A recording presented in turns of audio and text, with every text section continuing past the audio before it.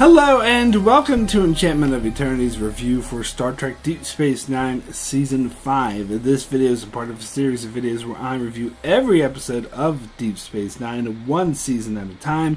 In this video I will cover all of the episodes of Season 5 of Star Trek Deep Space Nine. So, those who have been watching my videos or are somewhat familiar with my channel will know I'm not as big on Season 5 as a lot of other people tend to be. In fact, I think of this as kind of a dip in quality. I remember I talked about this when I covered Voyager, because this is like late 96 through mid 97, I believe, if I remember correctly, is when this season aired. And at the same time Season 5 of Deep Space Nine was airing, Season 3 of Voyager was airing, and also in late 96 the movie First Contact came out. So this is a busy year for Star Trek. And what I noticed is that I think there was a huge dip in quality in both Season 5 of Deep Space Nine and Season 3 of Voyager, and that maybe the producers of Star Trek were too distracted by First Contact, or they were trying too hard to to make these shows like First Contact, or didn't want them to overshadow. I don't know what the deal is, but there definitely seems to be something going behind the scenes, because both qualities of both shows seem to meander a bit. Now with Voyager Season 3, I have gone on record saying that that is the worst season of Voyager, and in fact I would say it's one of the worst seasons of all of the Star Trek franchise. In fact, I might even go as far as to say it's the third worst season behind the first two seasons of Enterprise, which of course are the worst. But after that, I would probably say Season 3 of Voyager is the worst behind them. Now, even worse than the first two seasons of Next Generation. Yeah, I'm saying that. But the thing is I don't think Season 5 of Deep Space Nine dipped that bad. It was nowhere near as bad as Season 3 of Voyager was. But it kind of has that same sort of blandness feel to that Season 3 did. Now, this Season 3 of Voyager was a mess. It was all over the place. The writers didn't know what they were doing. They were rewriting episodes at the last second. Deep Space Nine Season 5 didn't have that problem. Plus, like, as I touch on the Voyager reviews, Voyager was it was their flagship show, so it was more under scrutiny from the studio and the bigwigs and Rick Berman, who came throw his weight around and totally fucked that show up. But for the most part, not entirely, but for the most part, they left Deep Space Nine alone, which is why, perhaps I think why it wasn't as affected as Voyager was. But I definitely think there was something going on with the head honchos who were running Star Trek at the time. There was probably maybe some of that confusion and disorganization and all that, and Voyager was all actually happening like to the bigwigs who were running all of Star Trek, and so maybe that's why it trickled down a bit to Deep Space Nine. But that being said, I don't think Deep Space Nine Season 5 is a bad season.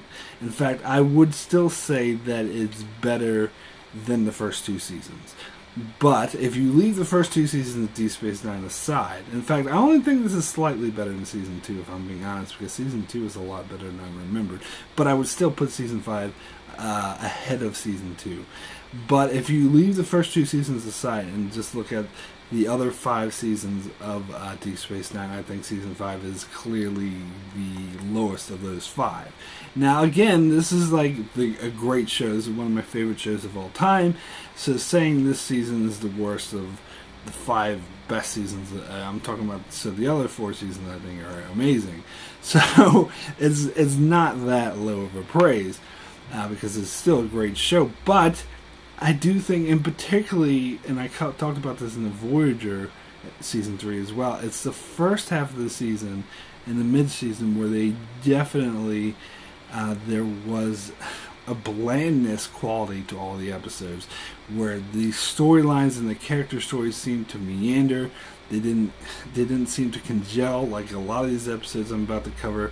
It didn't seem they served any purpose. I'm not sure what the point of making them was, or what the thought behind them was. It seemed like, oh, we just gotta churn out some episodes and it did nothing to further the characters, did nothing to further the enjoyment of the show, or advance the plot, or any of that. They started making all these crazy changes. One in particular, which really irks me, which I'll get to. I think you know what I'm talking about. But they just started like drastically throwing these characters in relationships and changing them around and making revelations. And even though I love Ronald D. Moore, I think he's a great writer. I do see his little hands on that, because he kind of did the same thing with Battlestar Galactica in the final season, making drastic changes that didn't really add up with what came to the show earlier.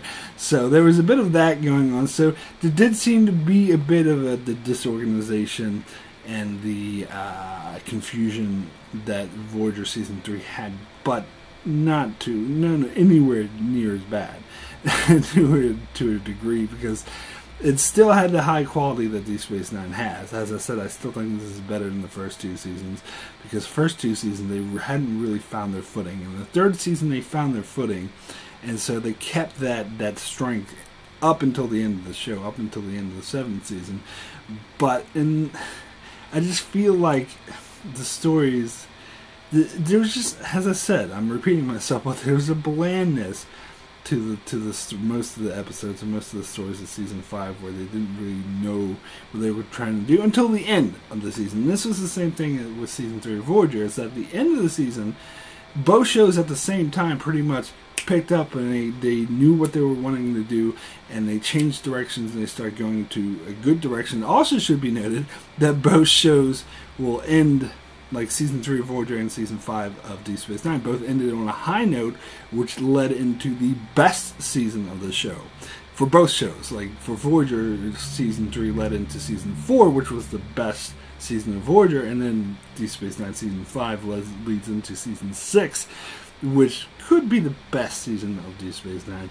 Either that or season 3. Maybe I'll have to watch season 6 again to say, but let's say for the moment it's the best season of leads into the best season of Deep Space Nine. And I talked about this in my Voyager season 3 review, is how and I've never seen this done any other season, but both shows, Deep Space Nine and Voyager, towards the end of the season, they dropped a trailer for the last like 5 or 8 episodes or something like that were still left to air, and it would be like, make sure to watch Deep Space Nine because there's all these amazing episodes coming up, and they would show clips from Soldiers of the Empire, Children of Time, and The Call to Arms, and be like, this is the amazing stuff that's happening. And they did the exact same thing for Voyager towards the end of season 3, where they just showed clips from, Scorpion and Distant Voices, Distant Origin. Sorry, Distant Voices is a crappy Bashir episode. Distant Origin, the one with the dinosaurs and stuff like that. And both these trailers dropped at the same time, pretty much, for Deep Space Nine and for Voyager, and it signified to me, and the episodes did kind of get better towards the end, particularly the ending. Because you got Call to Arms in Deep Space Nine, you got Scorpion and Voyager, both amazing episodes. So it signified to me that in both cases, like, this is where, if I feel like the leadership of the Star Trek franchise at the time was responsible for the sort of the fuck up of the earlier part of both these seasons, I feel like this is when they got their shit together. They got their shit together towards the end of both of these seasons, so they released these trailers and be like, cool.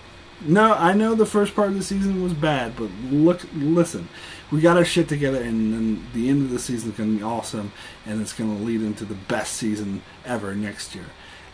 So that's just my speculation. I have no proof. Haven't read any articles or anything saying that there was discontent with the producers and leadership of Star Trek, but that's just my guess. That would make perfect sense to me, because it's too much of a coincidence that both shows got bland at the same time, and then both shows got awesome at the same time.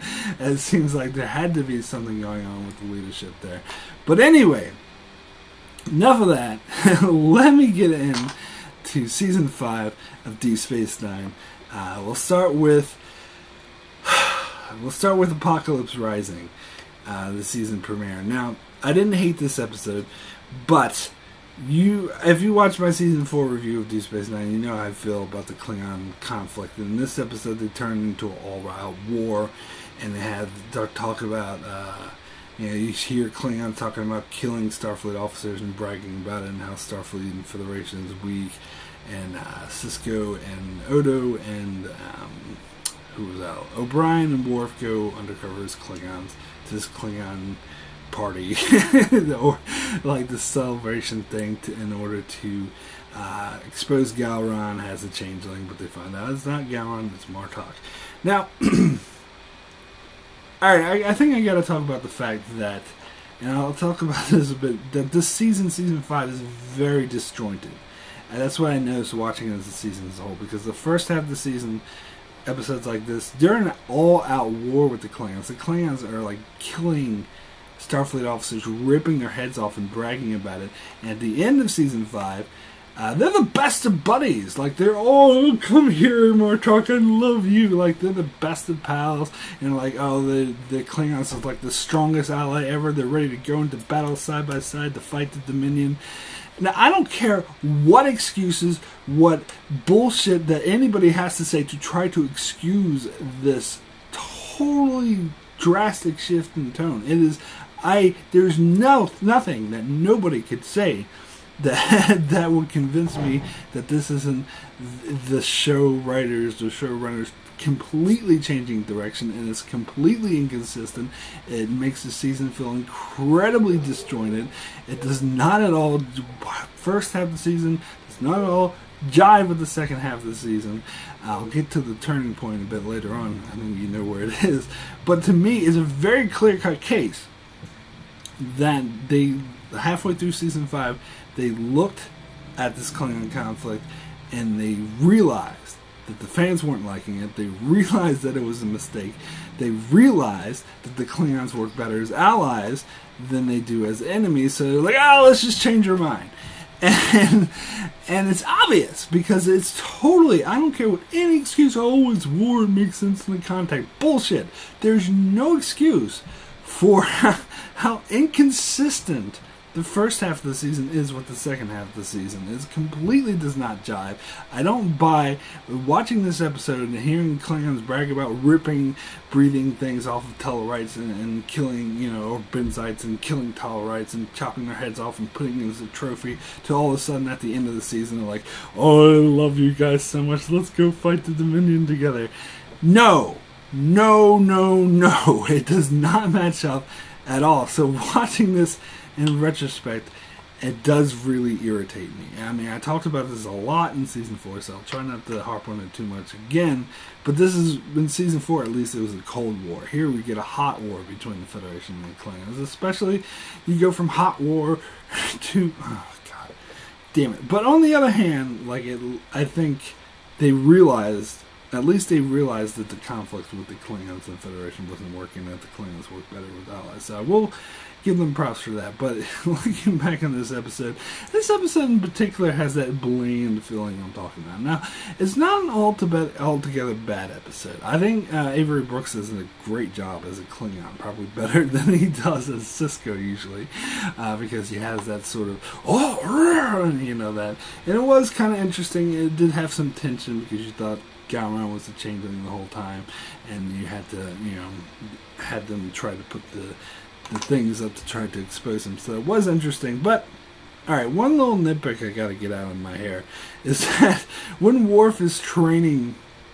Sisko, O'Brien, and Odo to act like Klingons, and O'Brien and Odo is not doing a good job, so Sisko just punches Worf, and it's like, are you questioning the validity of my plan? Which is, again, Avery Brooks does the Klingons so good. And it actually makes sense in character, in the universe, that Sisko would be good at playing a Klingon, because not only is he smart and captain, he knows how to adapt to situations, he already has kind of similar demeanor. But my nitpick here is that Worf then tells Sisko that, oh, was it your intention to challenge me to fight to the death? And Sisko's like, oh, not at all. Worf's like, well, then don't use the back of your hand, because that's the signal that you want to fight to the death. No, it doesn't. I gotta call bullshit on that. I've watched, because I'm doing these reviews and all the other reviews, I've watched a ton of Star Trek recently. I watched episodes like Redemption, where the Klingons were in Next Generation. A lot of Klingons were in a lot of season 4.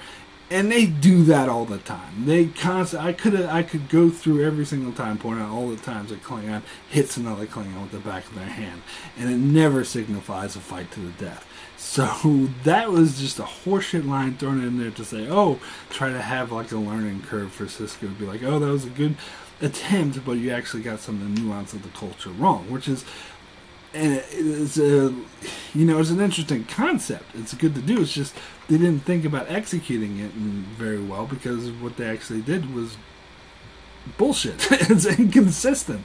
But anyway, it bothers me. I know it's a nitpick, but anyway, another nitpick I have is I don't know. I just found like when they were setting up the little blue, the balls around to try to expose Gowron as the changeling. Sisko is has this, the remote control. It's like a 90s remote control. Maybe it's kind of remote control I have for my car. Anyway, he has this remote control in his hand. He's ready to turn it on, and then they, Martok or Gowron, whoever calls his name, or his Klingon name, so he has to go up. So he stops, puts it away, and goes up. But why? Why did he stop and put it away? Why didn't he just push the button anyway? Who gives a fuck if they called his name? Was he worried because everyone's looking at him, they're gonna see him push the button? So what? I think they're gonna be less focused on him and more focused on the changeling that's gonna be exposed due to this. Now, I do believe, if I remember correctly, Martok was standing by Gowron, so theoretically, if Sisko had pushed the button then Martok would have been exposed as a changeling, and everyone would have been focused on that. No one would give a shit who's pushing. And plus, Sisko would reveal that he was, their Starfleet officers, and they exposed it after they dealt with the changeling. So I don't really get why he stopped and put it away. It seemed like a stupid move. But, again, that's kind of another nitpick. And let me get into this whole thing about Martok being a changeling. Now, I talked about this a little bit when I covered the season 4 finale, because I think to me it was very obvious that that they hadn't thought this through. That in the season 4, when they said Gowron was a changeling, I think that was their intention. Gowron was a changeling. But I think when it got to this episode, they're like, actually, we kind of like Gowron. We don't want to kill him off. So let's not make him the changeling. Let's make Martok the changeling.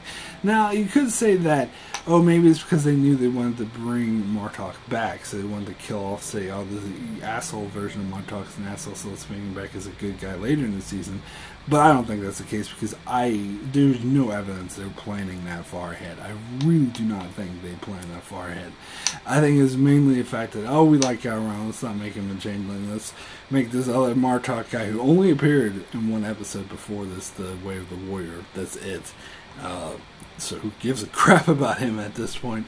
Let's make him the changeling instead. So that felt like a huge cop-out to me, to be honest. But whatever. And the whole thing with Worf fighting Gowron to the death, and they seem to have this blood feud now, where Gowron's like, oh, you should have killed me when you had the chance. I promise you, you won't get another. First of all, he does get another, and he does kill him, so Gowron's all bluster. Secondly, when did these guys become blood enemy? It's just, I don't buy it. Anyway, let's move on from this episode. Let's get into the next episode, which is the ship. And this episode was okay. I've heard some other opinions that this is kind of a masterpiece. I don't really find it a masterpiece. I find it mostly boring, to be honest. I mean, it is interesting, an interesting concept of Sisko and the others being trapped in the ship while the Jem'Hadar bombard them, but and the Jem'Hadar, apparently they just want a changeling that's sick aboard the ship, but they don't communicate this, and everyone, and all the Jem'Hadar end up dying, most of Sisko's people end up dying, and all this could have been avoided had they just worked things out together. And it's a cool concept, and I do really like that. It kind of annoys me that this is a red shirt episode where there's tons of ensigns or lieutenants who are just basically red shirts, even if they're wearing different colors, because they're all just going to get killed. They just kill off, this person will kill them off. But at least they acknowledge them.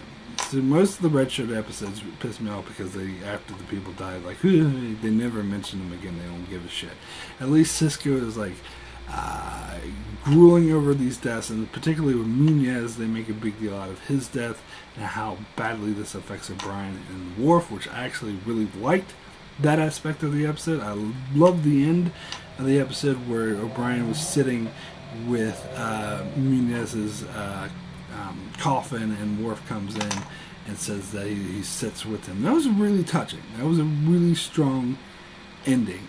But I wasn't as enamored with this episode because I think most of it was, I didn't really buy how Dax was all cracking all these jokes and Worf was like, you're just a weakling human.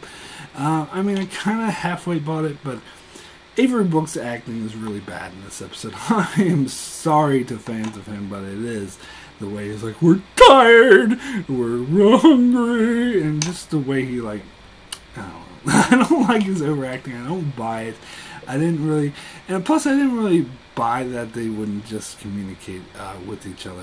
Well, I mean, I kind of bought it. I don't know. I'm iffy on that. But the whole thing about the Jim Hadar killing themselves when the Changeling died, that I don't buy. That doesn't really make sense, because what if there's still battles? Why don't they go and kill the people who killed the Changeling, which they could assign blame to the Starfleet officers? Or what if they're in the middle of a battle and a Changeling dies? Well, they're just going to kill themselves and lose the battle? I mean, I don't know. It doesn't... it seems like plot convenience for this episode. But anyway, like, this is a decent episode. I don't think it's a masterpiece, but it's definitely good. It definitely has more good qualities than it does bad qualities. So, a decent episode. Anyway, let's move on to Looking for Parmach in all the wrong places, which... Alright, I think I wrote in my notes I gave this a 7. I think I'm going to change it to a 6. It's not that good. But it's okay. It's a kind of somewhat of a funny episode. I didn't buy Quark and Gilka's relationship at all in this episode. I'll just throw that out there, because they haven't been established to have this loving relationship. I actually think House of Quark would work better as a standalone episode, and there was no reason to revisit the events, and it doesn't really match up that all of a sudden Grilka actually does have romantic feelings about Quark. In fact, they remind people over and over again that Klingons mate for life, and yet Quark and Grilka, they have a thing in this episode, but never see each other again, so whatever.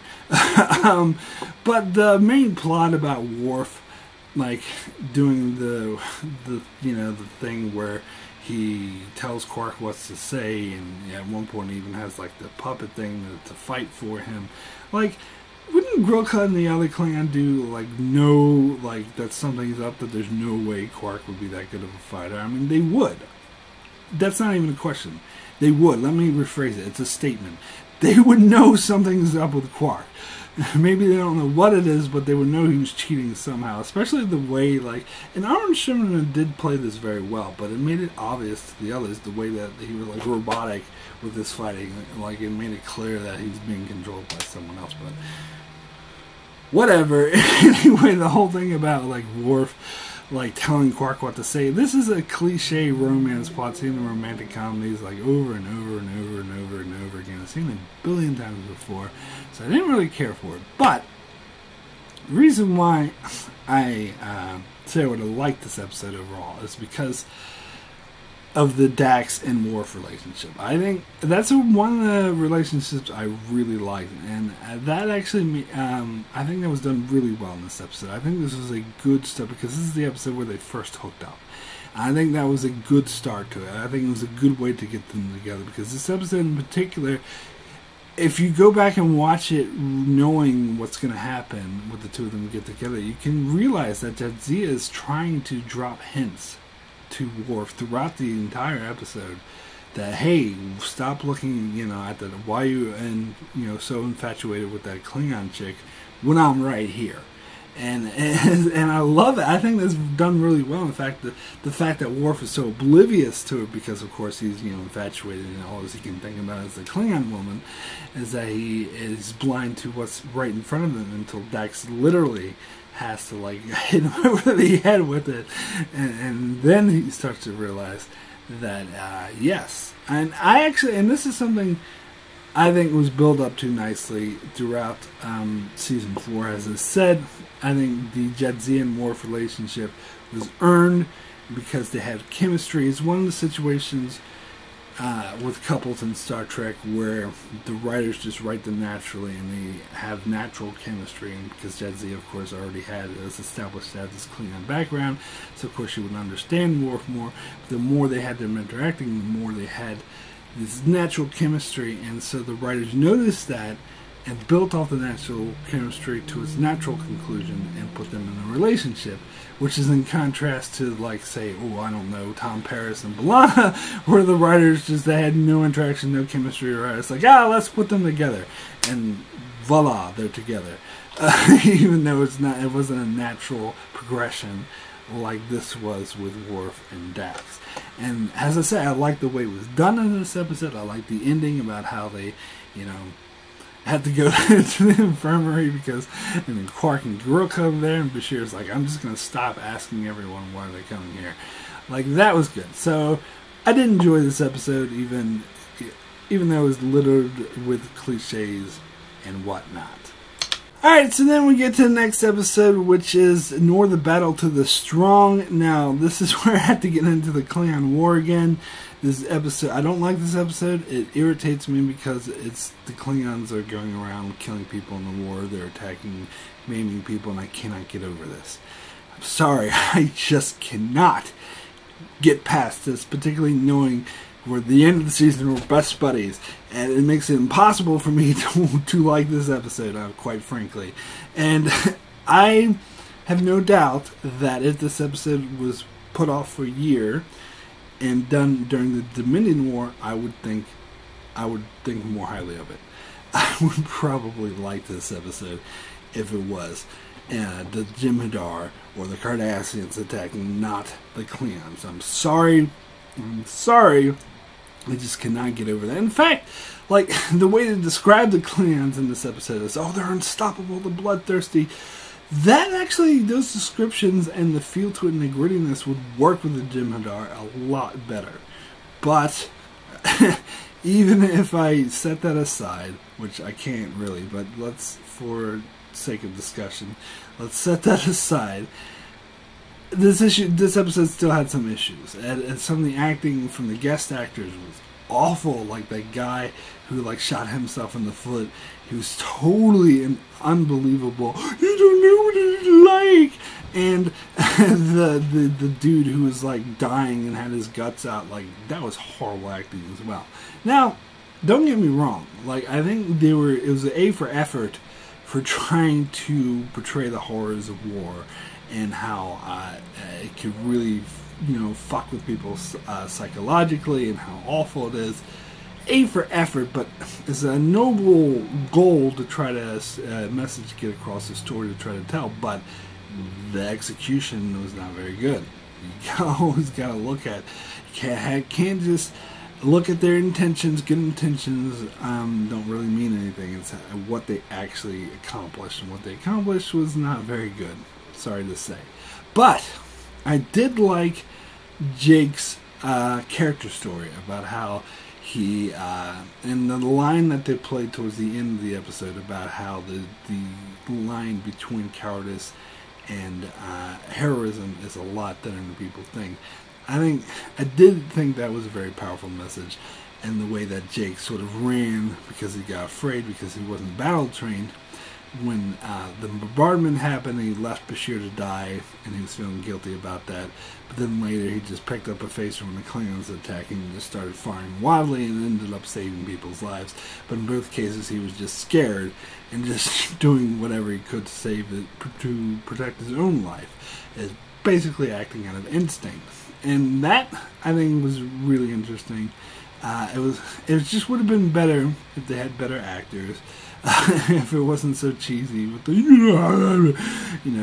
and if there weren't Klingons. I'm sorry. I am sorry. I cannot look past this. But if this episode was say taking place during the Dominion War, I'd probably say it's a decent episode. Pretty good. Still had bad acting, but they had a strong character story at the heart of it. but it's not starting to clang, so this episode's bad. I don't like it. Anyway, let's move on to the assignment, which is... Actually, watching this episode again, I actually liked it better than I remembered, because this is the episode where Pa Wraith takes over Keiko's body and she forces O'Brien to do things and threatens to kill her. This is the first introduction to the Pa Wraiths, which is interesting. This is an interesting way to introduce them.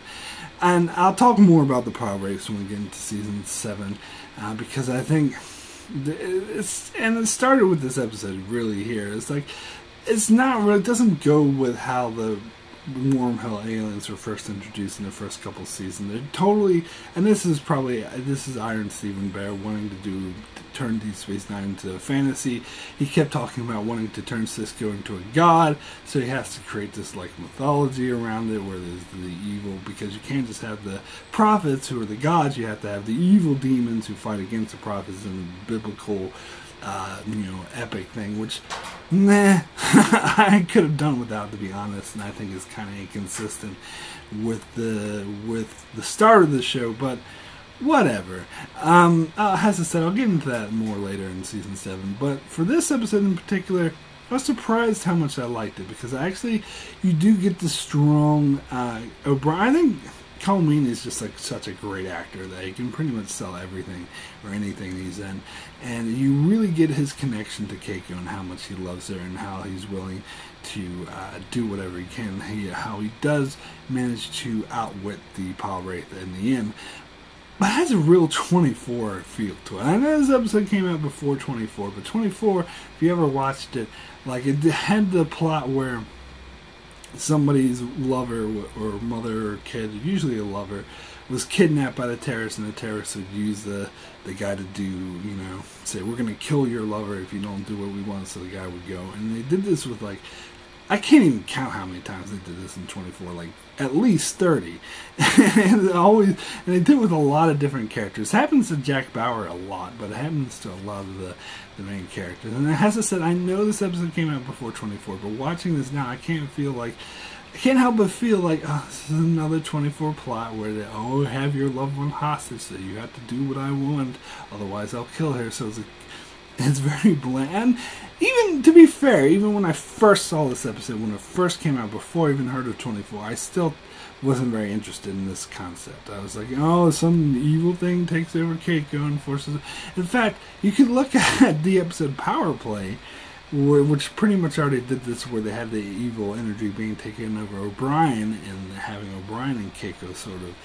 Keiko have to deal with an evil O'Brien. And in fact, I wish they would have brought this up. They should have brought this up in this episode where, at the very end, when Keiko's back to herself, being like, now I know how you must have felt when you were taken over by that thing. And O'Brien could have been like, now how you must have felt, blah, blah, blah. But it just felt repetitive. But as I said, I did somewhat enjoy this episode. I wouldn't say it's great. It's not even like very good, but it was enjoyable. It was moderately good.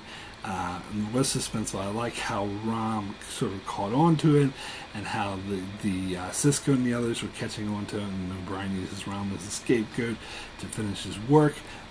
It was somewhat able to hold my attention. But this is one of the episodes I talked about that didn't really justify its existence. Not even introducing the Pa Wraith, I think, justifies its existence. But anyway, let's move on to Trials and Tribulations, which is, without a doubt, the singular most overrated episode in the entire Star Trek franchise. Now, do not get me wrong, I actually like this episode. I will say right here, I give it an 8 out of 10. It's a decent episode, it's a good watch, but...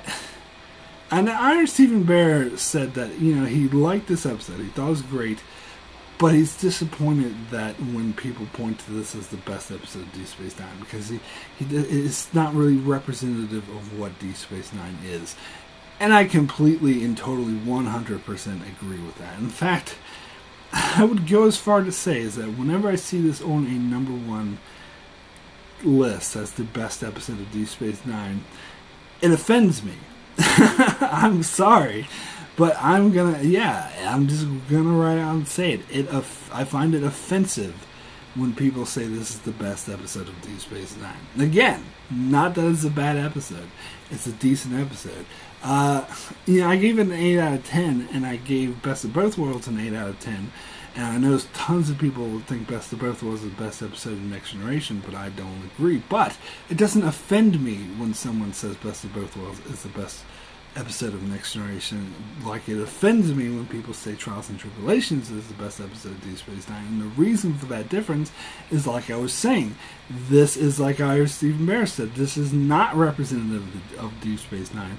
This is an homage to the original series. So it seems to me, particularly when it's fan-based voting on what the top 10 lists, where it depends on how many votes, that it's the people who don't really watch Deep Space Nine. I've heard a lot of people who don't watch Deep Space Nine. This is the only episode of Deep Space Nine they've ever seen because they're fans of the original series and knew the original series and they thought it was a cool novelty. In fact, this episode is created for those who don't know anything about Deep Space Nine because they have those two temporal agents or whatever, which is a stupid concept that's never revisited.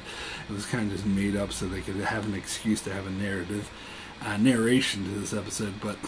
And by having those characters, they're able to, because they don't know anything. What's a Bajoran orb? Well, Bajoran orb, so it's crafted for those who don't know anything about Deep Space Nine, because the writers assume quite correctly that a lot of people who don't watch Deep Space Nine will be watching this episode. So when you have a voting system, whatever, people who don't watch Deep Space Nine, they just come and vote that this episode is great, or they don't really know anything about Deep Space Nine, they only like the original series, they come and vote and say this episode is great, so it ends up ending up on the top list, where honestly, I wouldn't even put this in my top 50 best Deep Space Nine episodes. I think it's offensive to have it in the top 20, I think, because here's the thing. Even though I liked this episode, it was definitely a fun episode. I really enjoyed watching it. It's not really an episode. It's not really a story, if you know what I'm saying. It's not a standalone story like any other episode is. It's an homage. It's a celebration. That's what it was intended to be.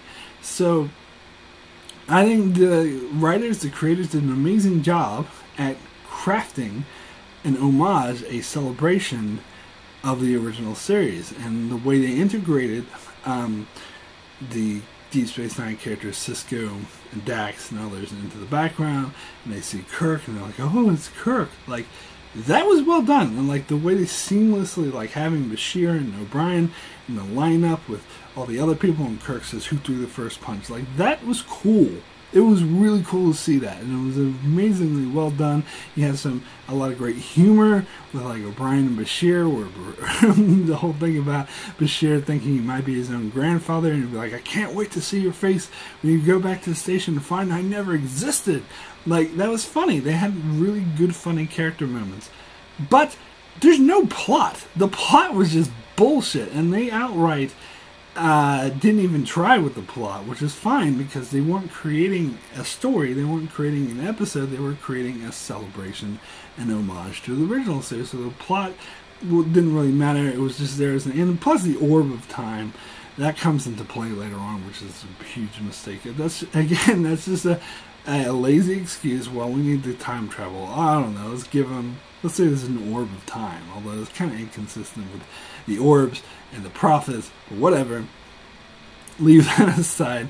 The whole thing with Arn Darvin, like his plan to kill Kirk was such a flimsy plan. It was defeated really easily. I was like, that wasn't really the point of the episode, is them trying. It was just there to keep the story going. The point was them to be like, oh, there's Kirk and Spock. We're superimposing these Space Nine characters and the original series characters. And as I said, that works as a celebration, as an homage, but not as an episode. So this is fun, really funny, fun episode I enjoy, but it's not a good episode. It's not a good story in the sense. It's a good celebration, it's a good homage, but it most certainly is not one of the best episodes of Deep Space Nine. Anyway, moving on to Let He Who Is Without Sin. And speaking of not one of the best episodes of Deep Space Nine, this episode on IMDb is rated as the worst episode of Deep Space Nine. Now, I don't quite agree with that. I think there are definitely worse episodes of Deep Space Nine. The Muse is definitely way worse than this episode, in my opinion.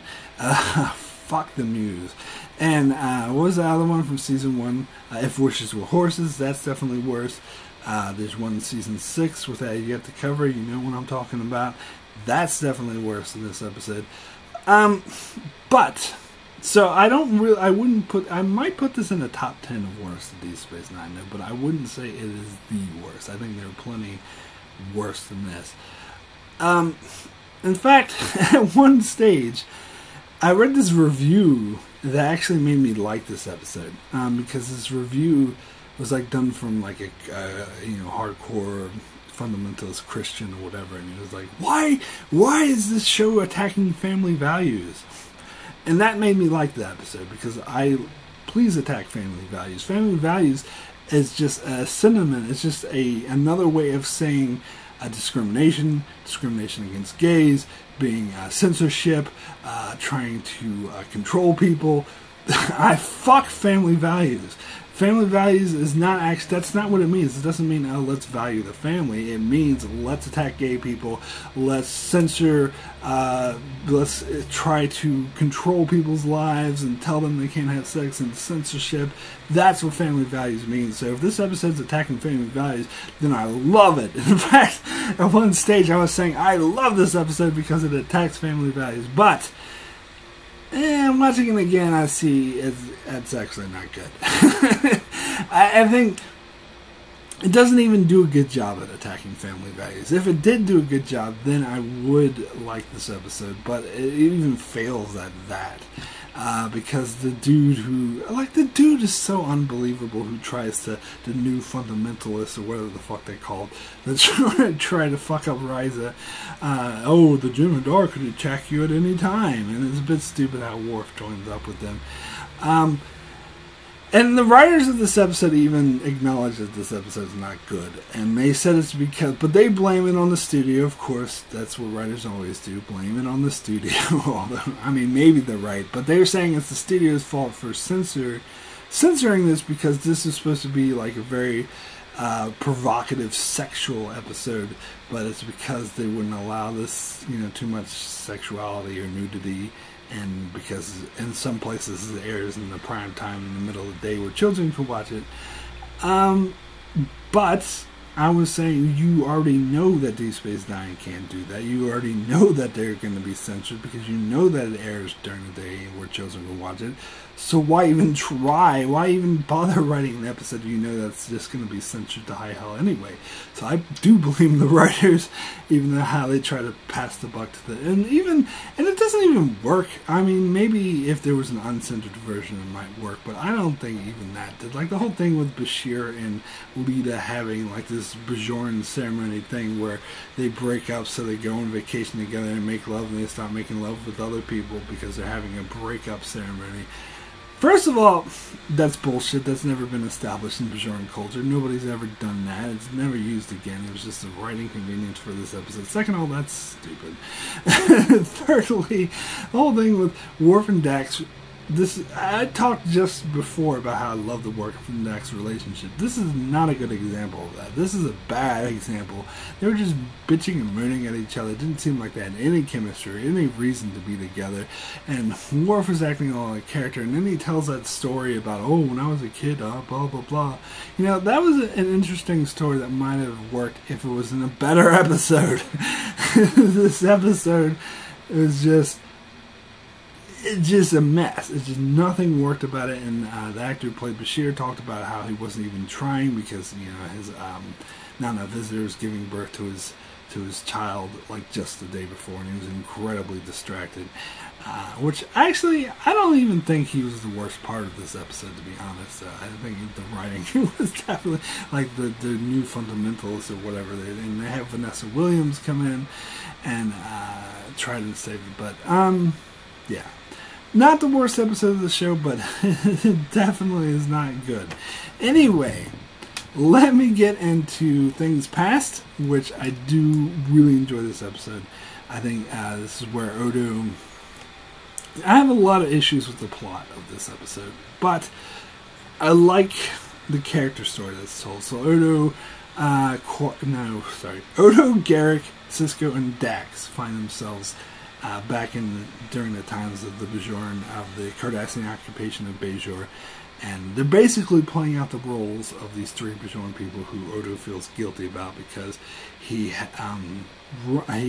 wrongfully arrested them when they weren't guilty. He found out years later after their execution, which he was responsible for, that they weren't responsible for. Now, I like this episode a lot because it does tackle the issue of how Odo worked for the Cardassians, and surely his hands wouldn't be clean during such a mess like the Cardassian occupation of Bajor, and how in earlier seasons they try to play Odo off, and I talked about this in the earlier season, how this irked me, particularly with Necessary Evil, how they played Odo off like this champion of Bajor, and the Bajorans seem to love him, and I love how this episode addresses that. By at the start, they go to this Bajoran conference and talking about how everyone loves Odo, and Odo's like, being all grumpy, like, oh, blah, blah, they shouldn't love me, and we find out why. We find out it's because he has blood on his hands, and of course at one point in the vision, or whatever, if you want to call it, Odo literally has blood on his hands,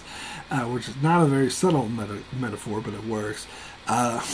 It really illustrates that no one could have their hands clean in a situation like that, particularly when Odo worked for the Cardassians. And I think this is the revelation at the very end of the episode, where no matter what Odo tries to do, the others end up getting killed because it's a scenario that already happened. He's just replaying in his head, and the only way to overcome it is to acknowledge and admit his guilt. And I love how nuanced it is. Although, again, I talked about this Necessary Evil does make him come off as a hypocrite for criticizing Kira for killing a guy where he's killed people as well. So he should have been able to understand and relate with her more, but whatever. Anyway, I think this is a more realistic portrayal of Odo than that earlier season, though. That's why I like this better than Necessary Evil, if I'm being frank, because I think it's a lot more nuanced. But, as I said, I had a lot of issues with the framing of this episode, about why they went into this imaginary space is because it was a thing of the link, but Odo's not even changing anymore, but somehow he's still linked with the others. That seemed like a really lame excuse. And the fake stakes about like Garrett getting punched and bleeding in real life, saying, oh, they're gonna die if they die here. It's just like, you don't really need that, do you? And the whole thing, like, there were three Bajorans that Odo was feeling guilty about, so Dax didn't really fit in, and she was being, took by Dukat and made a comfort girl or whatever, and Dukat's trying to sort of mosey up to Dax. Why is that happening? If this is all in Odo's head, how's that have anything? I don't really get it. This really makes sense. But I do really like the line where Gul Dukat's talking to Dax and trying to hit on her and being like, oh, my heart's too big, and then Dax just hits him in the back of the head and is like, so is your ego. That was a great one-liner. I did really appreciate that. And the whole thing about the link or whatever was really dumb, and I don't buy the premise of the episode. But it's still a very powerful episode. Great character story, so I do really think this is a really good episode. Anyway, we'll move on to the next episode, which is Ascent. So this is another boring episode that I do not care for. I think some people, I've heard the opinion of some people really like this episode, because they like the Quark and Odo relationship, and I love the Quark and Odo relationship. I think it's really great. I think that it works very well when they have like brief scenes in between them, and that sort of interlude cut with like the rest of the episode, where you have other episodes focusing on other things, but then you snap back to Quark and Odo, and they have these like quippy interactions, which are always great. And Odo puts Quark in his place and goes, Quark. But I don't think it worked in this episode. I think it's having too much. It's like you like having a slice of chocolate cake, but if you eat like the whole thing by yourself, and you're just going to feel awful, and it's not even going to taste very good by the end of it. That's how I feel the Quark and Odo relationship works. It works better in small doses. This felt like too much, and I don't think their interactions were up to par to the other episodes, and I think it has more to do with just the fact that we focus on it for a longer time. I just think maybe the writers themselves weren't up to the task of making this the main focus, because the whole plot of having them trying to, like, crashing on the planet, we get the shuttle crash cliche, which I'm so sick of, and they had to climb to the top of the mountain. Such a boring premise that's been done a billion times before, and by having Quark and Odo involved, who usually have great chemistry, didn't help it. In fact, it just hurt their chemistry, really. And by the end of the episode, it was just Quark and Odo just bitching and moaning at each other and being, blah, blah, blah, I don't like you, blah, climb to the top, I don't want to climb to the top, blah, blah, blah, blah, blah, blah, blah, blah, and it became annoying. And this not ruined the Quark and Odo relationship, because it does go back to its normal being awesome in future episodes when they just do it for short amount of time, but this is too much chocolate fudge. This is just too much. It just didn't work. It was a boring, cliche premise. Don't like this episode. Sorry. I think this is the episode we had a subplot of like Nog and Jake and Nog. Oh, this is where Nog comes back into the show, where he's like a cadet who's working on Deep Space Nine, which is just an excuse to bring Nog back into the show. Really should be at the Academy now on Deep Space Nine, but whatever. He's on assignment, which he will be until he's just magically promoted to an ensign later on. But and the side plot with him and Jake not getting along because they're so different. This completely changed Nog's character. Surely he went to Starfleet Academy, and surely that would change his character, but they did it too drastically, and I'm not buying it. This character's not the same character from season 2 or 1. It doesn't, natural aging and natural progression are, because I know teenagers grow and become very different, but this is beyond that. I'm sorry, it doesn't explain it. I didn't like it either, so I don't like this episode. Anyway, we'll move on to the next episode, which is Rapture. The Locusts! Sorry, I just had to say that. So, this again, we're getting into the theme of the writers wanting to turn the Wormhole aliens and prophets into like this huge, epic, mythical fantasy epic, and wanting to make Sisko more like a god. Now, I don't think this episode is bad in per se, because it is interesting how they build off of what they established before, with Sisko sort of fitting into his role as the emissary. And I like how the progression how we get, I can't even remember the name of that episode from season 3, Destiny, where he's like, he hates being the emissary. He's like, oh, got nothing to do with it. And by the end of the episode, it starts to fit into that. And in season 4, you get a session where he really starts to fit into the emissary. And then you get to this episode where he's all about being in the emissary. And of course, he like gets his visions. To me, this episode was a great idea that they kind of built on, but I feel like they didn't go the distance. I feel like they could have done more with this premise, and it felt like a kind of a half-written script, if you know what I'm saying. I think they needed, or at least an earlier draft, I think they needed a couple more goes around on this draft to get it really tight. But that being said, I don't think it's a bad episode. I think it works.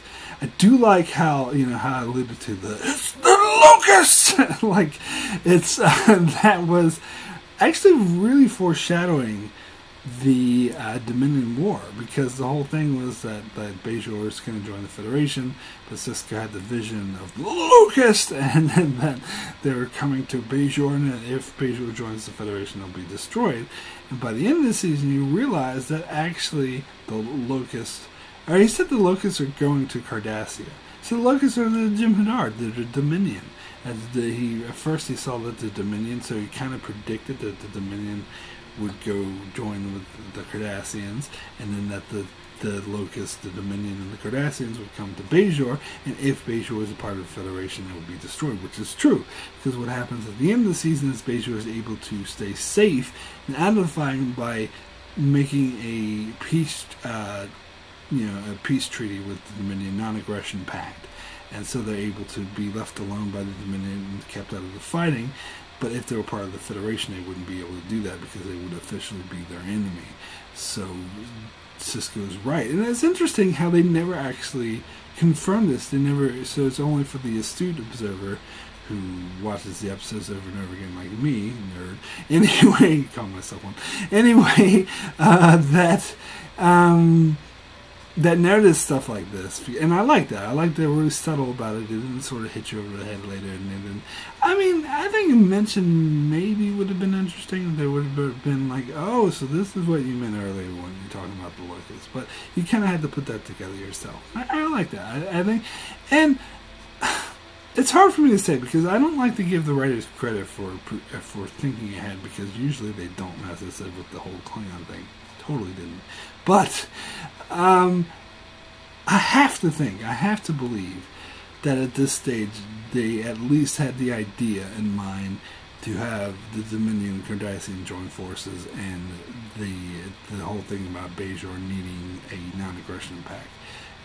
Because it fits so well, it's hard for me not to think that they hadn't at least had the bare bones of that idea already planned at this stage. And of course we do get episodes where they are planning for things in the future that ever never come to be, kind of like Voyager did with the whole Krenin thing, where that the Year of Hell, where it ended up being different than they thought it would be. Where here, so I think they sometimes do plan things that they're planning, but sometimes those things that they're planning don't come to fruition, so it just seems like an oddity. But here it actually did come to fruition. They did follow through with the whole Dominion War, so it does set that up nicely, which I really like. I think Kai Wynn's out of character here. She's being too good. I think her character is more in line with how they portrayed her in Season 7. I actually like how they portrayed her in Season 7. Now, a lot of people had issues with that. I don't. I'll cover that when I get to Season 7. Here, I didn't buy it because she doesn't actually believe in the prophet. Or she kind of does, but it's irrelevant. Her beliefs in the prophets and her religion, her faith, are actually irrelevant. And I know that might sound weird since she is like the Pope figure of Bajor, but it's not about religion to her. It's about power. And that's true to a lot of, not every, of course, but a lot of modern day religious figureheads as well, is that they just use religion to gain power. Not just modern day, but historical as well. Religion has always been used as a crutch for the greedy or the power hungry to gain power and control over others. And again, I'm not saying that as a bad thing against religion, although in my teenage years I was like hardcore atheist, but kind of moved away from that. It's more nuanced than that. It's not as simple as it being bad or good. It's just, it can be a tool for the powerful to gain more power, and that's definitely what Kai Wynn is portrayed in earlier seasons, and that's how she'll be portrayed in later seasons. So her actually being sort of faith-driven and having sincere concern to Bajor, in this whole season, really, in this episode in particular, I don't think it fits. I think it's bad writing, inconsistent. She shouldn't do that. But I also need to bring up the scene. I love this scene where Sisko is like in full vision mode, where he's like completely taken over by the visions or whatever, and he goes on the promenade and all the Bajorans like, oh, emissary, and fawning over him, and he just goes up to random like people and tells their prophecies, like he tells the Admiral guy that his son, he and the son need to reconcile, and he's like, how did he know Maya was having? But he goes up to this random Bajoran guy and says, you're not supposed to be here, go home.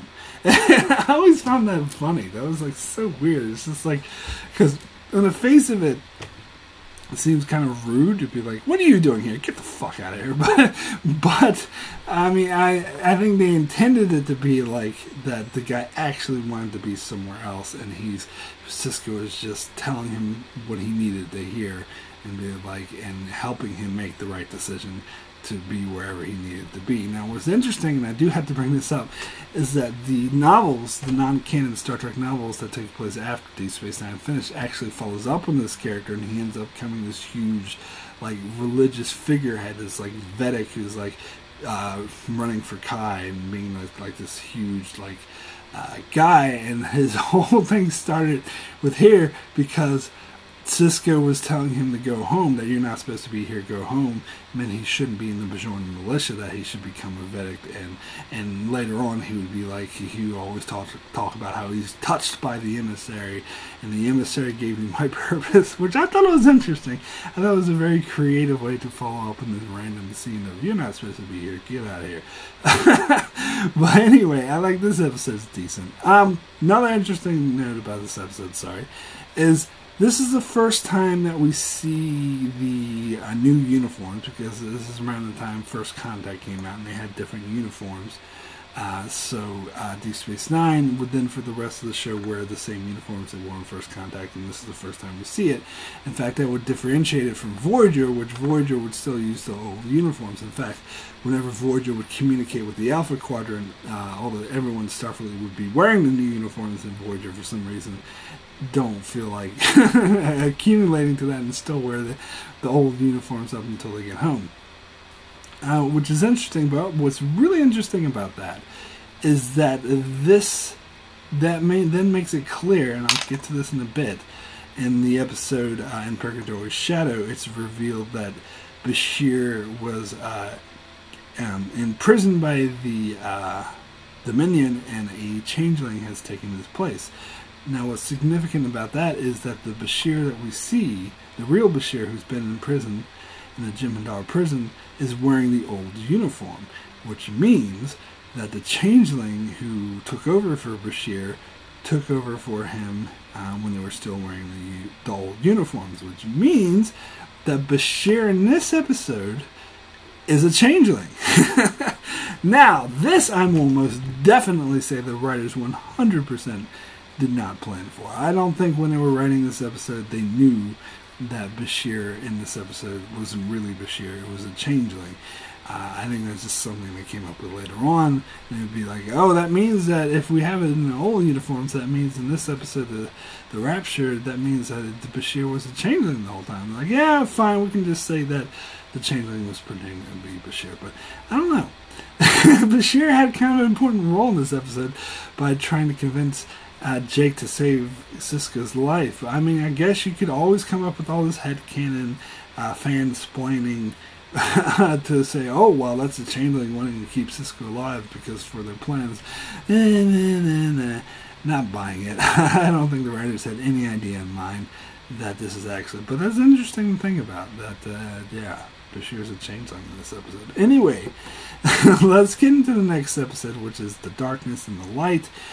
Now, I read an article recently praising this episode for tackling the issue of terrorism and how, because they have to, Kira and the Bajoran resistance were established to be terrorists, and of course terrorism is starting to get, a lot sort of, it's not a good thing. Put it that way. And so it was kind of seen as controversial to have a hero character or be confirmed to be a terrorist. So this episode kind of, I think it's kind of tried to do what Things Past did, how it explored Odo's dark past and how during the Cardassian occupation people did things that they're not proud of, and murky is not really black and white on whether or not who's a hero or who's a villain. But this episode did a much worse job at it, in my opinion. I do not like this episode. I'm surprised that people liked it. I think what they were trying to do by saying, oh, well, yeah, Kira had a dark past or whatever, did not work. The execution of it, I did not get this from this episode. I think it was horrible. I think the concept was boring. This is one of the episodes, again, where I wonder why it existed. I think it was an early draft. Again, it signals to me that there was issues with the head of Star Trek leadership, because it seems like a lot of earlier drafts were being made to episodes, and they weren't given enough time to work on these scripts properly. Because here's the thing. You got this Cardassian guy who's going around killing members of Kira's resistance cell. And just so conveniently, even though it's the Shakara resistance, Shakar himself wasn't there because we still want this character alive so we can kill them all.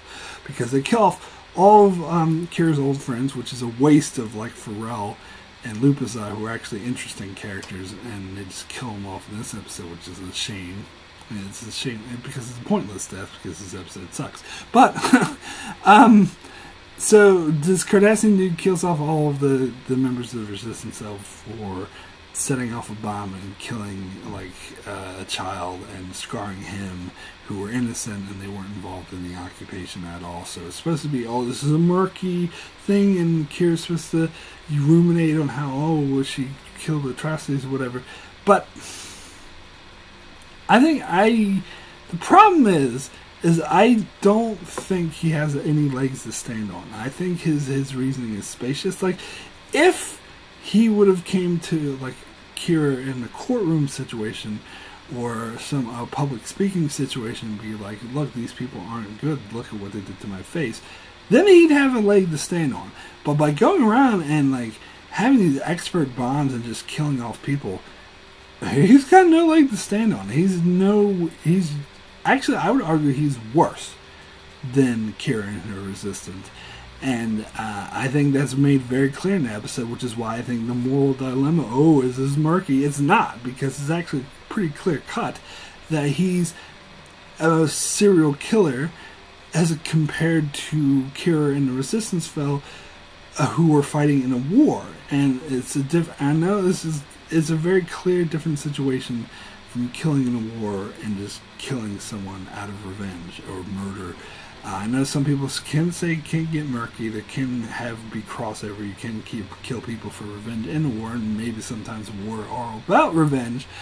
But in this case, it wasn't. In this case, the war was about overthrowing a genocidal occupation that was basically killing off their people, and they had no point but to resist.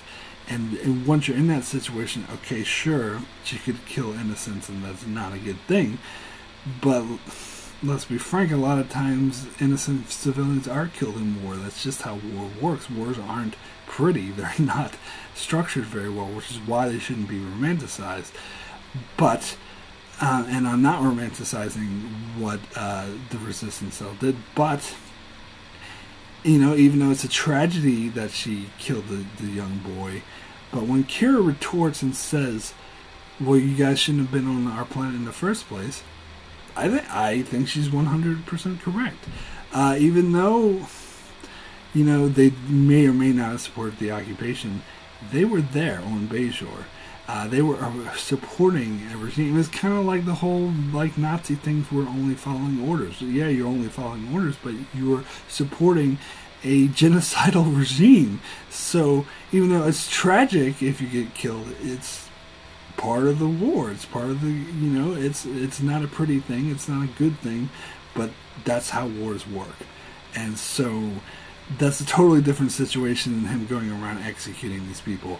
So fuck that guy. He's not in the right in the slightest bit. As I said, if he had come in the courtroom situation, if he went like on the news or whatever and said, oh, look at, then he would have a leg to stand on. But what he does is 10 times worse than anything Kira did. So I don't think it's a murky, oh, well, this studies the border. No, it doesn't. He's a fuckhead. And she was fighting for her freedom in the resistance war, where there was a genocide who was killing off her people, enslaving her people, and raping them, and forcing them to go into camps, and torturing them, and she was fighting against that. And this is just some fuckhead who's out for revenge because, you know, he was a casualty of this war. So, yeah, I don't think this is a good episode. I don't think it does a good job at tackling these issues because because this fuckhead who went around carrying Kira doesn't have a leg to stand on. And on top of that, like the way he was like just reciting poetry once he captured Kira, is like, oh, it's screamed from the light, and he talks about the darkness and the light. That was cheesy. I didn't like that, so I don't like this episode. Anyway, move on to the next episode, which is The Begotten, which I actually do like this episode. Now, I wasn't a whole fan of Odo becoming a solid, and it seemed like pretty much a waste of time too, because they didn't really do anything with it other than the episode Ascent, which was just, oh well, if he was a changeling, he'd be able to get out of this by shapeshifting, flying to the mountain, which I wish he would have, because then I wouldn't have to deal with that shitty episode. Anyway, so it was kind of a waste of time. So I'm glad they just gave him his shapeshifting abilities back, because I was kind of sick of hearing him move around about not having a changeling. I wish they would have just avoided that storyline altogether. But why this episode is good is because it does a really good job at having the relationship between Odo and Dr. Moore, which was kind of hinted at in the Season 2 episode, which, I'm blanking on the name, but you know the episode in Season 2, which I didn't really care for that episode, but the only thing I liked about it was the Odo and Dr. Moore relationship. Like, that was the thing that worked about the episode. The rest of the episode with Odo becoming the scary thing going, that was dumb.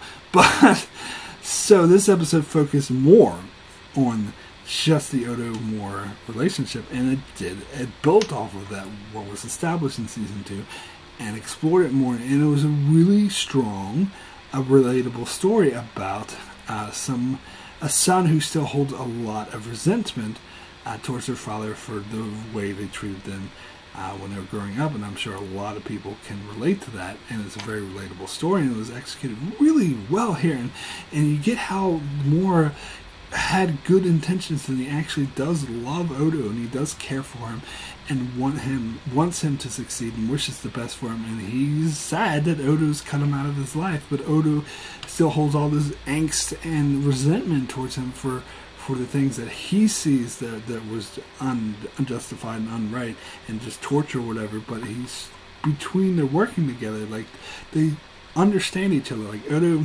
becomes to understand that Moore was just doing what he felt was best for him, and that he does really care for Odo, and Odo was coming, and Moore was learning that learning to accept the fact that he was a bit too harsh on Odo, and starting to accept the fact that it was his own fault that Odo was so resistant to him, that maybe he could have done a better job at being a mentor figure. And so they came together, and by the end of the episode, when the baby changeling, and the relationship that Odo had with the baby changeling was really well done too. It was really heartwarming. I particularly loved one of the best scenes. It was in Odo has the changeling in a cup, is in the replimat, and he's talking to it, and Worf comes up and is like, Odo, why are you talking to your beverage? That was great. And the ending when the changeling died, it kind of reminded me of the Offspring where Lol died, although not quite as good, but still it was powerful in its own right. And you can see that Odo and Moore were coming together, especially the fact because the changeling like shapeshift, and they were all celebrating and happy. You see Odo drunk, like going through Quark, let's celebrate! Like, that was a great scene too.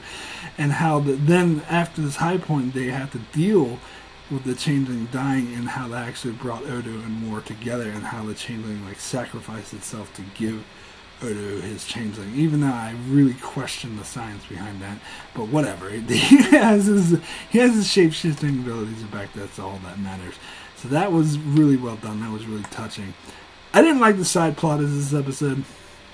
The side plot had to deal with Kira giving birth, and Shakar and O'Brien were being Mitchie. It's all about how males suck and they shouldn't be involved in pregnancies, and whatever. But it's just not that I don't know anything about this. I can't speak to it one way or another. But it's just, I don't know. The way they executed it here was very, very poorly done. And I didn't really buy it. Shakara was being a dick. He was out of character. Brian was being out of character. It was just whiny. I didn't like it. Anyway, let's get to... But overall, I think it's a decent episode. I really like it. Anyway, let's get into the next episode, which is... For the Uniform. You betrayed your uniform! Anyway, I didn't like this episode either. It's not terrible, but I think all of a sudden, hey, let's make Michael Eddington the leader of the Maquis. Hey, why not? And let's say that Cisco was on this manhunt for Eddington and was driving him crazy and was hunting him for months, even though we've seen him do all this other shit. He like infiltrated the Klingons. He got trapped in the Gamma Quadrant on the ship. He went back in time, saw Kirk, but somehow through all this, he was hunting Eddington, even though we never saw it. But yeah, sure, whatever. and then Sisko's obsessed, and he has to become the villain down, Eddington down, blah, blah, blah, blah, blah, blah, blah, blah. It's a shame, because For the Cause was a really good episode. This follow-up is not. This is not a good follow-up.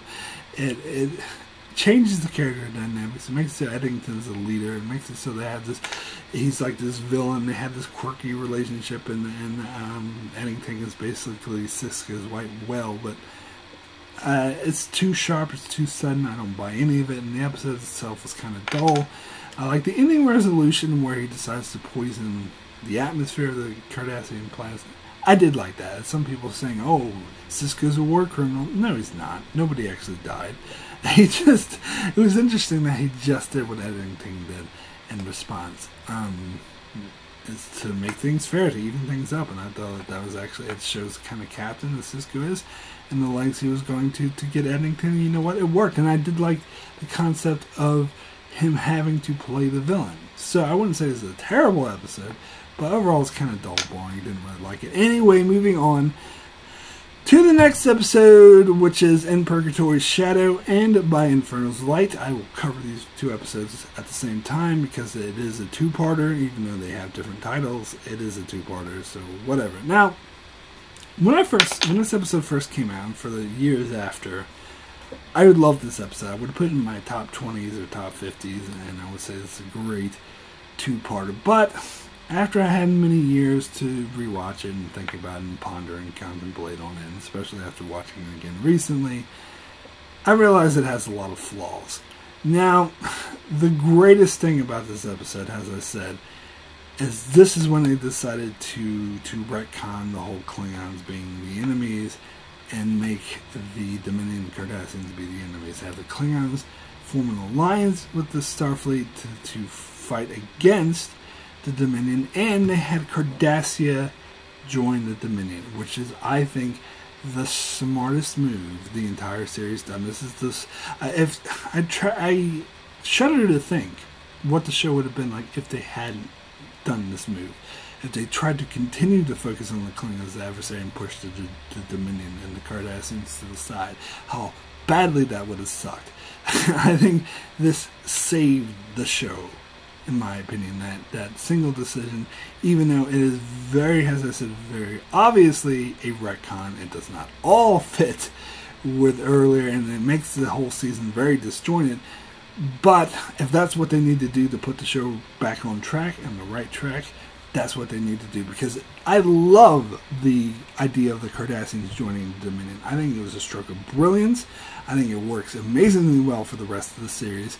It's a beautiful piece of storytelling that saved the show. It made all the sense in the world. A lot more sense than trying to make the Cardassians the innocent victims and make them more the heroes and have to work with the Federations. No, fuck that. They joined. And plus, the story of Dukat is really good. This is when they saved Dukat's character too, because Dukat is a Hitler analogy, and that's made the most clear in this episode. In fact, this episode is what Dukat does is a very good analogy for it, because Hitler rose to power after World War I, where Germany was in ruin, and so he it wasn't in a very good position at all, but he rose to power by promoting hate, by blaming, let's blame the Jews, it's their fault, they're keeping us down, and it's our natural right to conquer the world. And it's a similar situation with Dukat, because Dukat comes to power where the Cardassians were in a very weak position. They're weakened by the Klingons attacking them, they're weakened by the Maquis, And he thinks, we're okay, we're in a weak position, we need to become the conquerors of the world, so let's join. Instead of fighting, if you can't beat him, join him. So instead of fighting the Dominion, let's join them, because being friends with the Federation, what are they doing for us? They didn't stop the Klingons from killing us, they didn't stop the Maquis. They gave us some aid, sure, but aid schmade. If we join the Dominion, we won't just get aid, we will become the rulers of the galaxy. So yes, and that's true, and I totally buy that Dukat would sort of rise up in the ranks and become the leader of all Cardassia, same way as Hitler did, by promoting this, we're beaten, we're downtrodden, and we need to conquer, we need to attack or fight back against the people who are oppressing us, which, of course, very ironic statement in both cases, but that's their reasoning, and I think it really works, and I think it makes all the sense in the world. It's great storytelling, so for that reason I was always holding this two-parter very high esteem, because of that, and because they fixed the Klingon relationship, they redid the Khitomer Accords, and they put Martok as a permanent character to be friends with Worf and Golf and Klingon Adventures, which is what they should have done from the very beginning. And they put the Cardassians as the villains, joining the Dominion and becoming this super villain. And the Dominion get a foothold in the Alpha Quadrant. They're no longer this strange thing far away. They're here on their doorstep, having tons of ships in Cardassian space. And so that's why I love this episode before. But when I look, because that's not really what this episode is about. That happens in this episode, and I love that it happens, and I think it's a great, as I said, I think it saved the show. I think it made it amazing. It's why season 6 and 7 were so great, is because of this decision. That's why the rest of season 5 is good as well. But the episode itself is actually about this, Garrick going to prison, Garrick and Worf going to this prison and finding Bashir there and Martok. And actually the whole storyline with Worf fighting the Jem'Hadar I felt was very cliche, very stereotypical. I wasn't interested at all in how it's like he has to keep fighting the Jem'Hadar at the end, refuses to kill Worf, and so the Vorta just kills him, which I didn't buy that. I thought that was stupid. I didn't buy... A lot of people love Garrick's interaction with Worf in this episode. How he's like, oh, I'm going to join Starfleet. And then he's just lying. I didn't like that. I thought that was dumb. Honestly, I'm a huge Garrick fan. You know me. And I thought this was one of those weaker episodes. And the reveal that Nabran Tain was Garrick's father, I didn't like that either. I think Nabran Tain worked better as a mentor figure. And in fact, even bringing Nabran Tain back, I think was kind of a waste. I think he had a great death in the Dias cast, and so you didn't need, I think bringing him back kind of just worsened that. And I love how there's a huge plot hole in this episode that's actually called out later on in the 6th season. What's the episode? Inquisition, the one with Sloane. Where he actually points out to Bashir, so the Dominion just left your runabout in orbit and just happened to lead all the equipment that you needed to have a communications device in order to communicate with the runabout. They wanted you to escape. The thing is that I love how the writers were calling out plot. That's just a plot hole from this episode, because I don't think the Dominion wanted them to escape. At least that's not what the writers were thinking about when they wrote this episode. They just wanted a convenient way to get the personages to escape.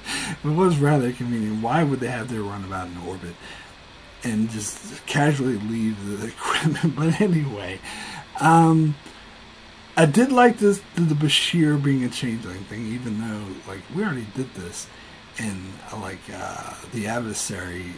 The changeling in that episode was going around as Bashir for a while. So why is everyone, the changelings just love pretending to be Bashir? But there was an interesting revelation, as I said. You look back in the early episodes, like Rapture and Darkness and the Light, and the Begotten, the changeling is the one who helped give birth to Kira's baby. Isn't that interesting? Although they did have a Bajoran midwife there, I don't know if Bashir was actually involved in that, but still, Bashir was helped out a bit, and it's just really interesting that wasn't Bashir, it was a change up. So that was kind of cool. And I did like how you had even the Romulans showed up, and you had the Klingons, the Romulans, the Starfleet, all ready to fight the Dominion. But it was all a trap, and the changeling was just going to cause a supernova that was going to wipe out the whole fleet. It's going to wipe out Bajor. It's going to wipe out Deep Space Nine. Wouldn't it have wiped out the wormhole as well? I don't know. Maybe the wormhole would have been safe from the supernova. I didn't really think about that. But anyway, I don't know how all this pseudoscience works. But anyway, that was pretty cool, and it was a very suspenseful, particularly fighting in. So, and the By Inferno's Light, I did like the storyline that was taking on place in the station, and I liked the interactions between Sisko and Dukat. I just didn't like the war side of it and the fighting in the prison. I thought that was kind of dumb. So, I think this episode's decent. I think it's a good episode. I just don't think it's great. I don't think it's one of the best of the show. But it's a decent watch, and it definitely did great things for the rest of the show. Anyway, let's move on to the next episode, which is Dr. Bashir, I Presume. Now, I've been hinting at this for a while. This is the worst retcon in all of Star Trek. And this is Ronald D. Moore has said he did the thing with Battlestar Galactica, and he did. I'm sure he had his hands on it, even though I don't have any evidence of that. But and there's other examples where he wanted people to be retconned, like he wanted it to be revealed that Kira was a Cardassian all along in season 3, which would have been stupid. He wanted it to be revealed that Harry Kim was actually an alien from the Delta Quadrant all around, which would have been beyond stupid. But here he finally gets his way, and he makes the reveal that Bashir was genetically enhanced from birth, which is totally, completely, utterly inconsistent with everything we've seen of Bashir ever. It completely changes his character. It doesn't fit into his character at all. I would argue it ruins his character. It puts in another element that's kind of dumb. It's like, oh, this is kind of boring just having this doctor. Let's have him, give him some sci-fi element. Oh, let's say that he's genetically enhanced. That's all it was. It was a retcon of the worst degree. I hate it. I hate this episode. They have, speaking of Voyager, they have Robert Picardo play Zimmerman, and his portrayal of Zimmerman in this episode will be completely inconsistent with how they portray Zimmerman in season 6 of Voyager. But to be fair to this episode, how they portray Zimmerman in season 6 of Voyager, who like aged 30 years within 1 year for some reason, like all of a sudden, what happened? He go through a time warp or something? But to be fair, that episode, Lifeline I'm referring to, is also inconsistent with how he was set up in earlier Voyager, so it's just, that's the Voyager's fault. But anyway, I thought it would be cool to have this because I like the Doctor. I like Robert Picardo's portrayal. Even though he wasn't the Doctor in this episode, he was Zimmerman, it's still the same thing. I thought I would like that, but I didn't. I thought it was a bit cheesy. And of course the whole reveal, I didn't like the relationship Bashir had with his parents, and the whole reveal of like the hologram and his parents coming in, talking to the hologram, thinking it's Bashir, and giving away that he was genetically enhanced. That felt like a sitcom. That's something a sitcom would do. It was really cheesy. It was really dumb. I didn't like it. I don't like this episode. I mean, it puts Lita and Rom together, which is hinted at earlier, which, okay, whatever. I mean, I just hate this episode. Anyway, let me move on. Let me move on to a simple investigation. This is the episode where Odo falls in love with a woman who's running away.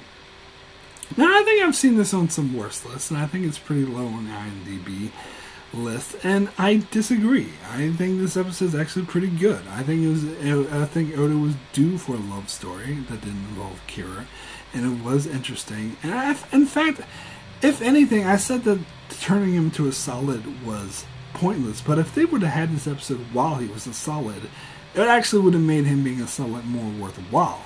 Well, the fact that they waited till after he was a changeling again, it's kind of poor timing. It would have been better if they did this while he was still solid, but whatever.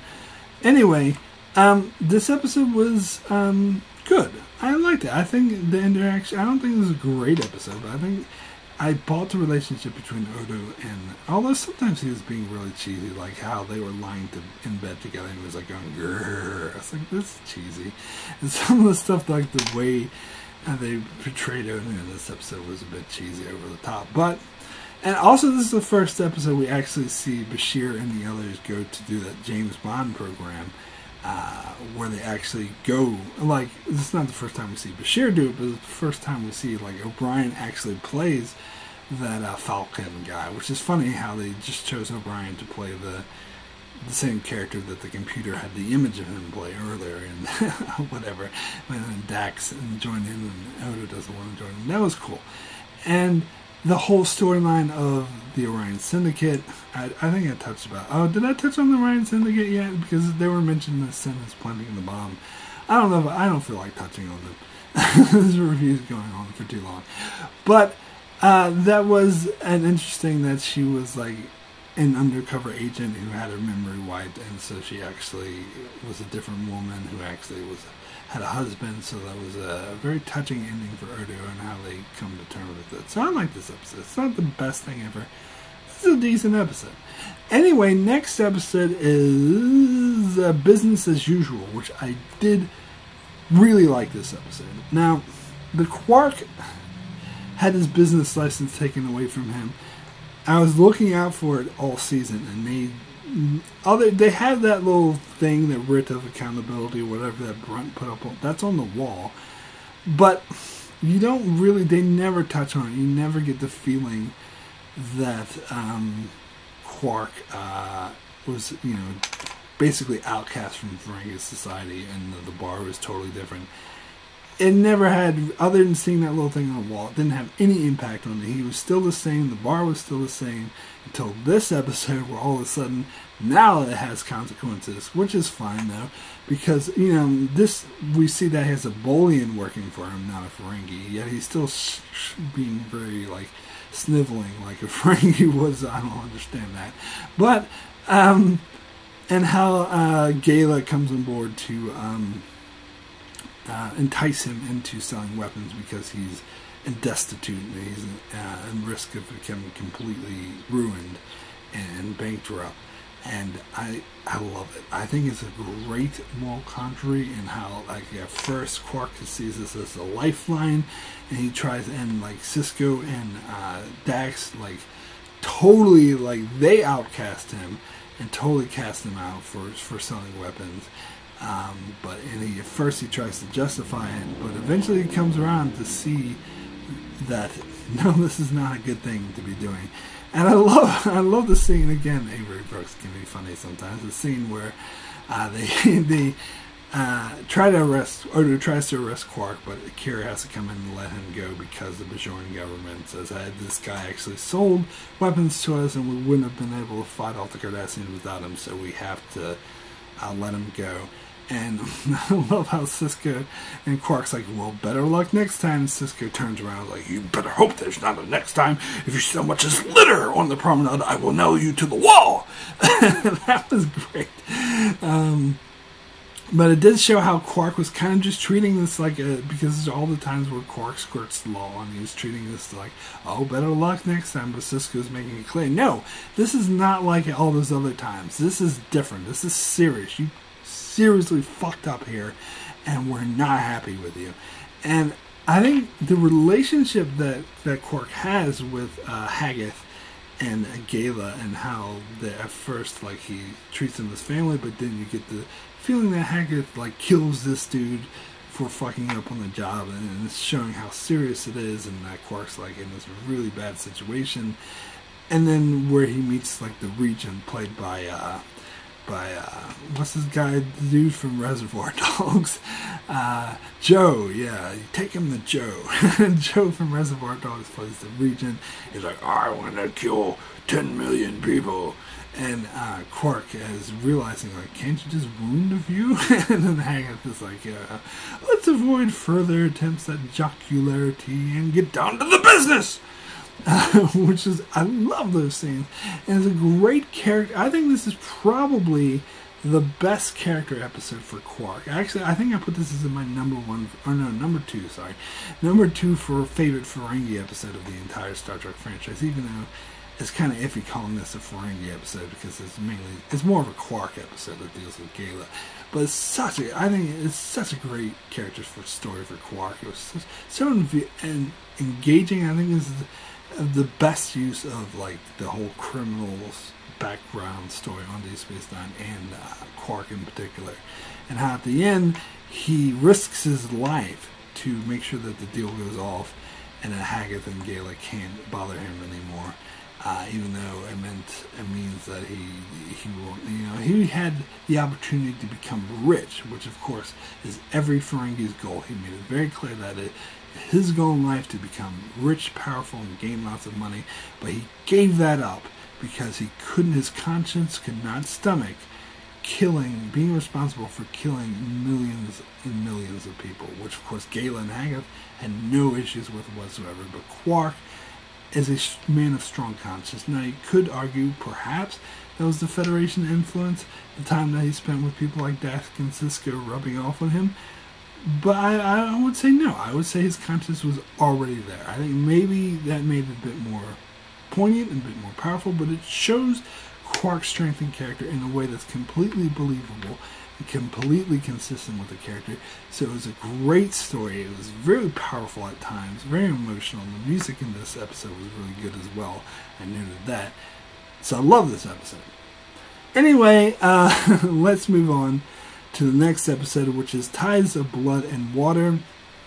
At first I hated this episode, and other people loved this episode. Watching it again, I don't hate this episode. I did think it was kind of boring.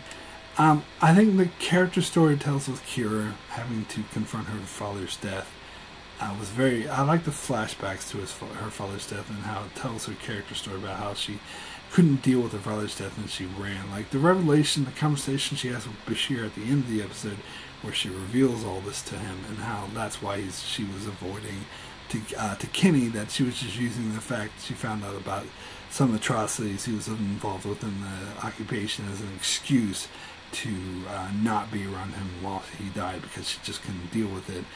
That was a great character story. So that's why I don't hate this episode anymore, and that's why I think this is a decent episode. And also the interactions between Weyoun. We meet Weyoun's clone for the first time since he was first introduced and killed off in season 4.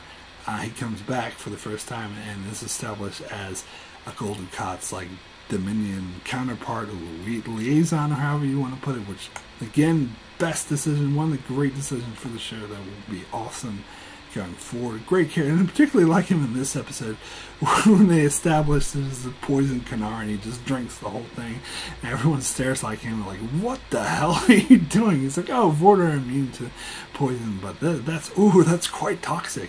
Like, he was really funny in this episode.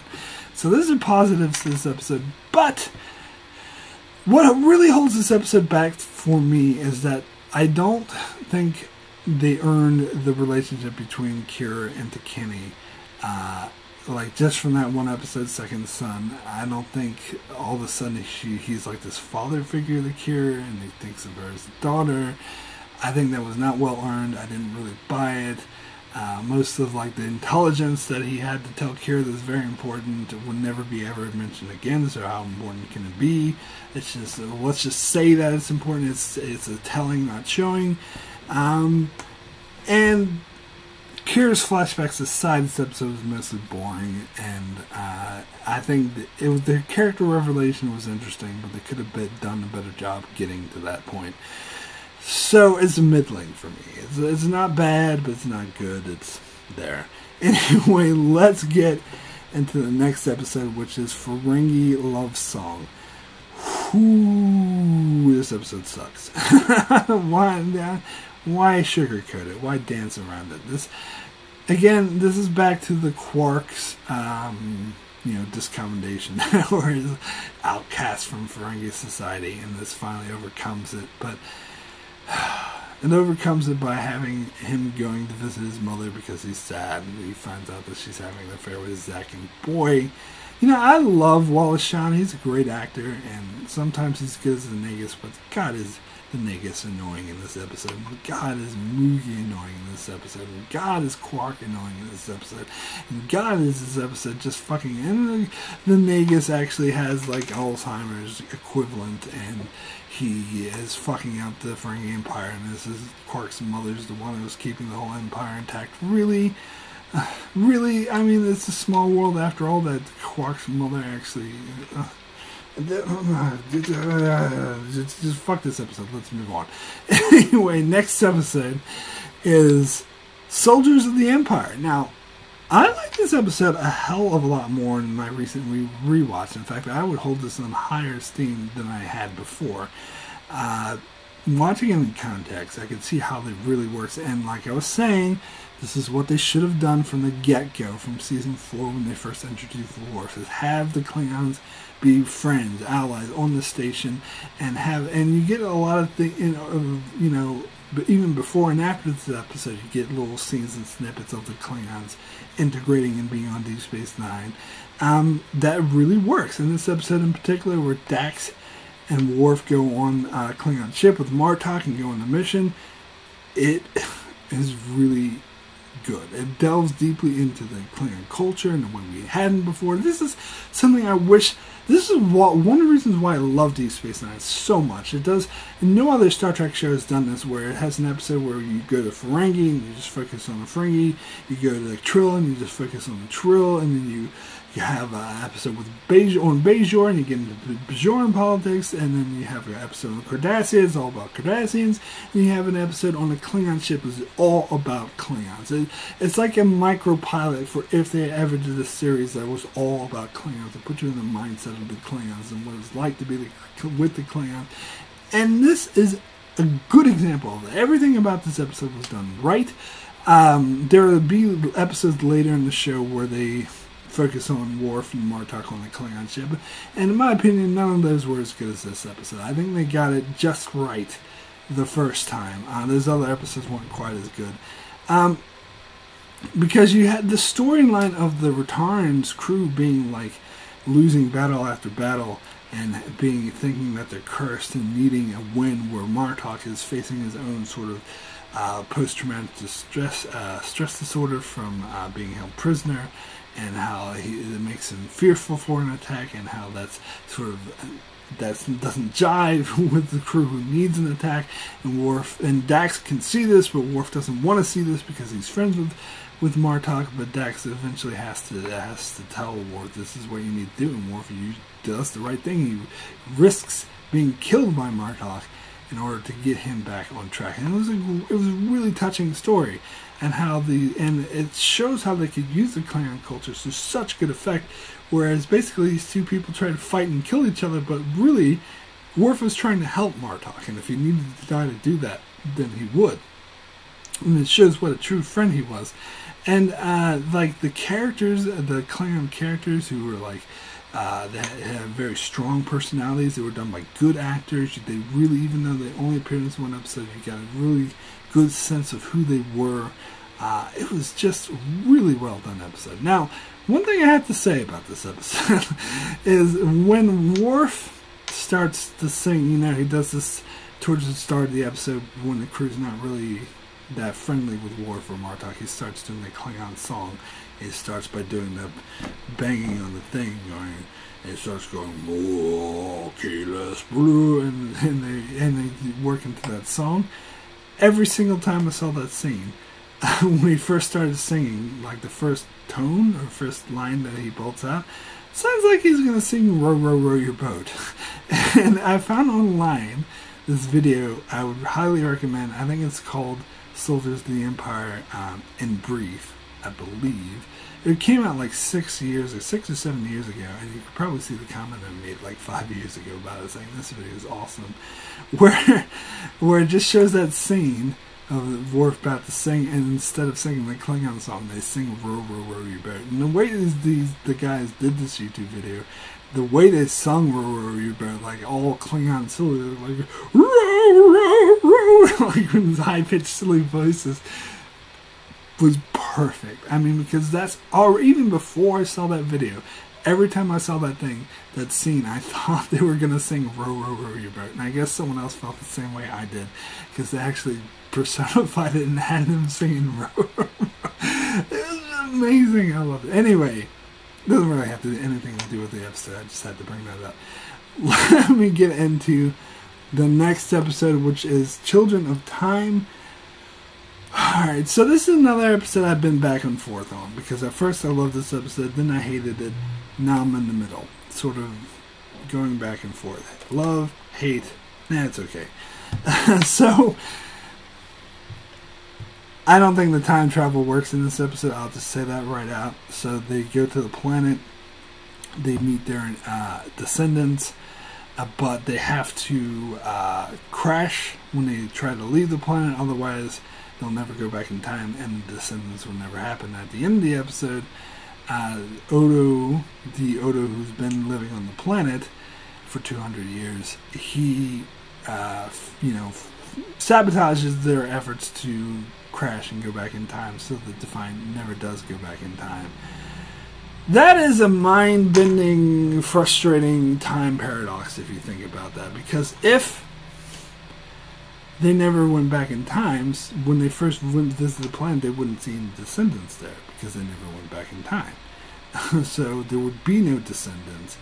But the reason they didn't go back in time was because the future Odo, or the descendant Odo, however you want to call him, sabotaged the computer. So if he was never there to sabotage the computer, then the Defiant would have went back in time, and you would have seen the descendants. Ugh, you see how this hurts my brain to think about this. And this could have been avoided if they would have had an ending where they actually, they teased this scenario, which apparently tend to be just a lie bullshit. But they teased the scenario in which they would create a duplicate Defiant. I guess kind of like they did with the duplicate Voyager and Deadlock over on Voyager, where they would create a duplicate ship, and ship would go back in time and have all these descendants, and so it would work out. So if they ended the episode with that way, that would avoid the brain-hurting time paradox. And maybe, they didn't do it because they wanted to be more poignant and more sad. No, this is so sad, those people never existed. But it doesn't make any sense from a time traveling perspective. Where if they had done the duplicate thing, then it would have made sense. In fact, I think even though it wouldn't be a sad ending because we never had the descendants, it would have been a more powerful ending.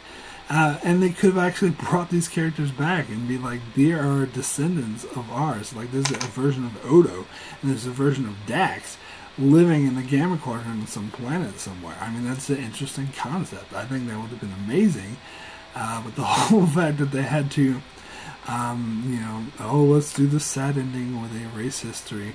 Obviously, the Defiant, they couldn't end the episode like they with Kira just going back and Defiant just going back in time and being trapped there, and Kira dying and everyone being trapped on the planet, because then we wouldn't have a show. But if they had the duplicate thing, then they could have had a show, and they could have kept it alive and avoided any time paradoxes. And plus, it kind of annoys me that Odo, the future Odo, doesn't get much interplay in this episode. We just see him interacting with Kira. We don't see him interacting with Cisco or Dax at all, or how he interacts with the colony at large, which is, it's a bit frustrating to me that Cisco ends the episode thinking that it was the Jedrin Dax, or whatever his name was, the future Dax, or descendant Dax, that sabotaged the Defiant, not Odo. It frustrates me that he didn't learn his Odo. Maybe Kira told him off screen, but off screen. We need to see that shit. It's very frustrating. It was like, I think it was Dax who did it. It was very obvious it was Odo who did it, but Odo never interacted with him, so that's why he thought that. So I thought the episode would have been more interesting if Odo interacted. So again, this is another episode that I think was an interesting concept, but there were some issues with the script that could have been, it feels like an early draft. It feels like they needed a couple more goes at it.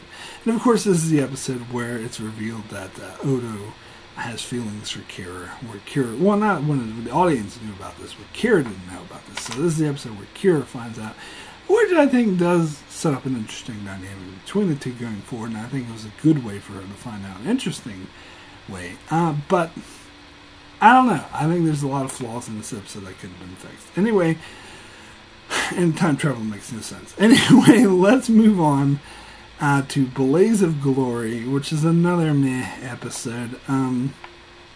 Again, Eddington's the leader of the Maquis. Okay, I do like how this deals with the Maquis and how they were wiped out by the Dominion once Cardassia joined the Dominion, and so this is one of the consequences. And I like how when Eddington's arguing with Sisko about it, and Eddington is trying to say it's Starfleet's fault, and he's like, oh, but we had the Cardassians on the run, and Sisko says, and they ran right into the arms of the Dominion, end of story. And I 1000% agree with Sisko here. He's completely in the right that Eddington, and so this is, maybe some people wouldn't like this because it's saying the Maquis were in the wrong. And as I said, I knew friends from season 4 who were like, would join the Maquis if it was real life, and they were 100% on board with the Maquis, where this episode was saying, no, the Maquis were in the wrong because they could have negotiated. And I think that might not have been true of season 2 and season 3, but that was true of season 4 when the Cardassians were weakened by the Klingons. And it seems like they would have been more willing to negotiate and leave the demilitarized zone alone. And the Maquis were in a stronger bargaining position, but instead of choosing to bargain, they decided to, they just wanted revenge and they wanted to kick the Cardassians out permanently. They didn't want to compromise, so it's their fault for pushing the Cardassians into joining the Dominion, who just wiped them all out. Which is an interesting concept, but I wish that season 4 and 5 would have touched on this a bit more, because we barely touch on the Maquis, and then it becomes more about Eddington, which, again, all of a sudden he's the leader of the Maquis, whatever. So it could have been handled better in the past to lead up to this, so I don't think this episode is as earned as it should have been. I do like, though, how it does touch back on Voyager later on, because the Maquis members who are still out there learn later that the Maquis were wiped out by an ally, a species from the Gamma Quadrant that Cardassians allied with, which still annoys me, because Voyager knows who the fucking Dominion are, because they were around before they left. But anyway, digressing. So it's an interesting concept, and it's an interesting, where Eddington has to go out in a blaze of glory at the end of the episode. But I think the conflict between Eddington and Sisko throughout most of the episode, again, is just annoying how the banter between them I didn't really care much for. So, this episode's fine, whatever. Next episode is Impact Nor, which is yet another meh episode. I reviewed this episode. I think I gave it a 5 out of 10. I don't know, maybe I might have given it a 6 out of 10, but I definitely give it a 5 now. This is definitely an episode, every time I watched it when I first saw it, I was like, why does this episode exist? Like, what purpose does it serve to the series? I don't see why it exists. I mean, it's supposed to be a suspenseful, thrilling horror type thing, but I don't think it works. I don't think it works as that. I was not very engaged. I didn't find it suspenseful at all, to be perfectly frank. It was a cliche, and I talked about this when I reviewed movies. It's a cliche horror story about you having, and it's a red shirt episode, but it's a cliche horror story about having a whole group of people, and they all die off one at a time until there's only 1 or 2 survivors left.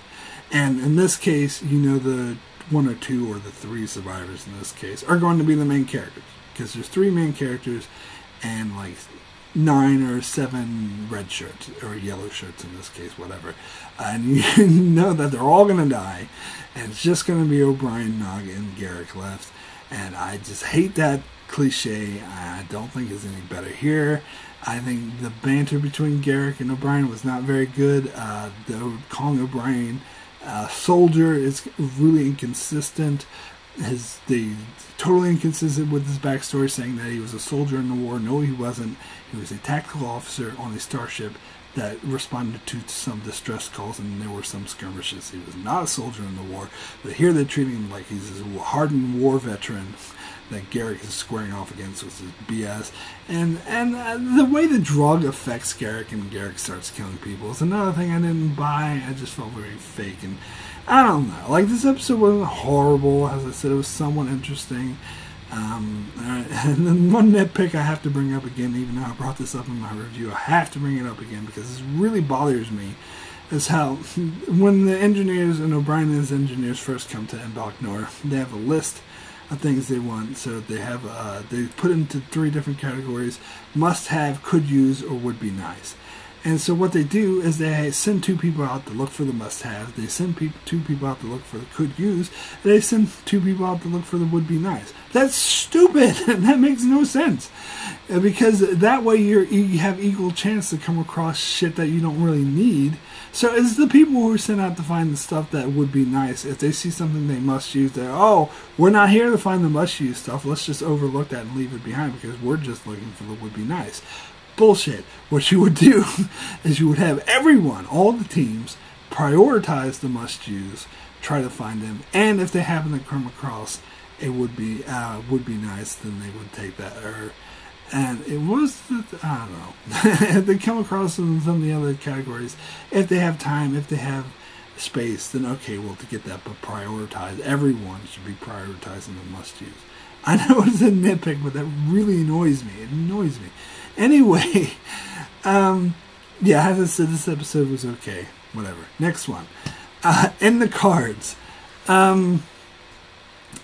This episode was a bit silly. It was meant to be a silly comedy, and it was a bit dumb, but I like it. I put this in my funniest episodes of the Star Trek franchise, and I stand by it. I think this is a funny episode. I think the interplay between Jake and Nog was definitely at its best. I mean, the main premise about Jake wanting to make his father feel better by getting a baseball card. I mean, couldn't he just replicate a base? I know it's not the same, but isn't it really, like, with future technology? Couldn't you create an exact duplicate? I guess you could say it's still a duplicate, but what would he know? But anyway,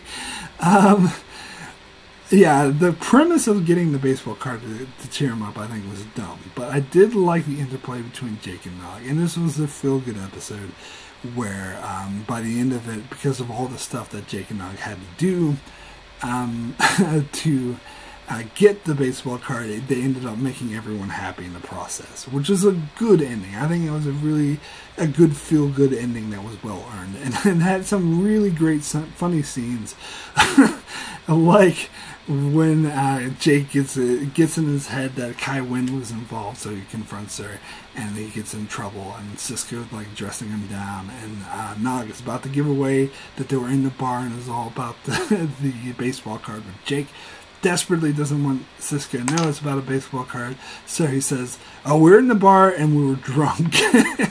And, that was just such a funny scene. I still love the line of the lions, geigers, bears, oh my.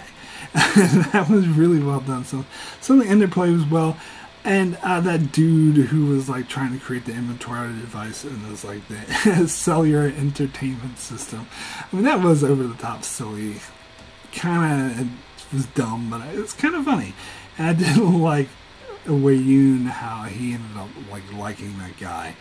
Although I will say, like, the way Jake convinced Wei Yun that they weren't involved was by coming up with this story about a time traveler, and Wei Yun's like, oh right, I believe your first story. Why? I mean, just because he's lying about the time traveler doesn't mean he's not lying about the other thing. But whatever. It's a silly comedy episode. Let's just treat it like that. And as a silly comedy episode, it works. It's funny, and it has a feel-good ending, so it's alright. Anyway, like, not great, but it's okay. Next episode, final episode, the finale, Call to Arms.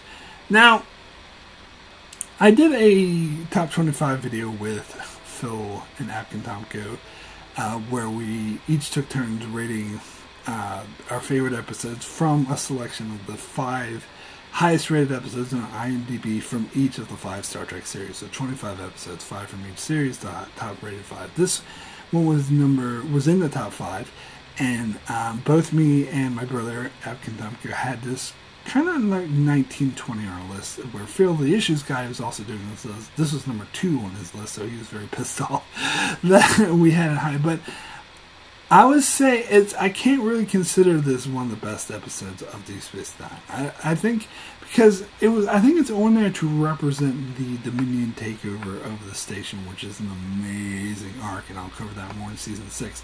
But I don't think this is the best episode of that arc. I don't think this is what should represent. I think Behind the Lines, or Call to Arms, or even Fever the Bold, or even Rocks or Showers are better representations of the arc than this episode. This episode is not bad. Don't get me wrong, I think it's a great episode. But it's incomplete. It doesn't feel like a full story. It feels like the first act of a 5-act structure, or you can say a 7-act structure, because there's 6 episodes in season 6, right? Yeah, 6, because Sacrifice Angels is episode 6, so you can say this is part 1 of 7.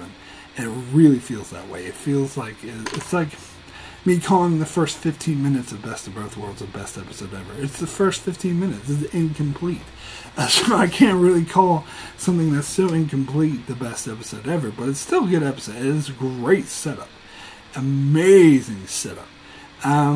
Like, it has, I've named this as the second best cliffhanger, only behind Best of Both Worlds, of the entire Star Trek franchise, and I stand by that.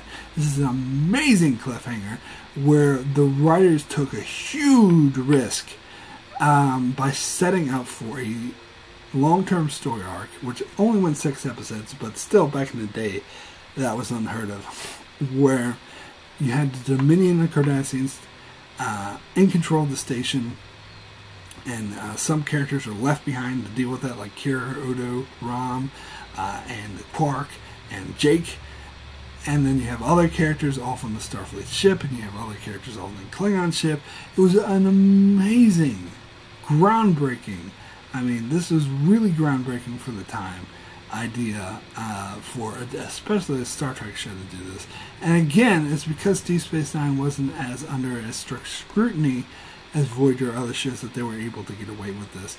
And so that was an amazing concept. But the episode itself, it just basically sets up for that. It's kind of like the season 2 finale of Enterprise, which also sets up for the long-term Xindi story arc, which I love the long-term Xindi story arc. But the episode itself, which is called The Expanse, not to get confused with the awesome TV show, but the season 2 finale of Enterprise, The Expanse, was kind of an okay episode. I wouldn't say it was one of the best because it's just setting up for something that's good. And it's pretty much the same thing here with Cult Arms. Although I will say, like, the battle scenes with Dukat and the Dominion fleet trying to take over Deep Space Nine, or trying to stop the Defiant from setting up the minefield, like, those were really intense. Those were great. But they get into some of the cheesy soap opera aspects of season 5 that I didn't like, such as Rom marrying Lita, which I didn't mind putting those two together, but they got married really fast, and I don't really buy their relationship that much. And every time we get a side plot about their romance, it's kind of annoying and kind of distracting. And also, I feel like I need to touch on Garrick and Zial, because this is very creepy. And this was very bad in in Purgatory Shadow and By Inferno's Light, because that's when they recast the actress. I think she was played by an 18 or 19-year-old, because when this character first appeared, she was 14 years old. And she was played by someone who was like around that age.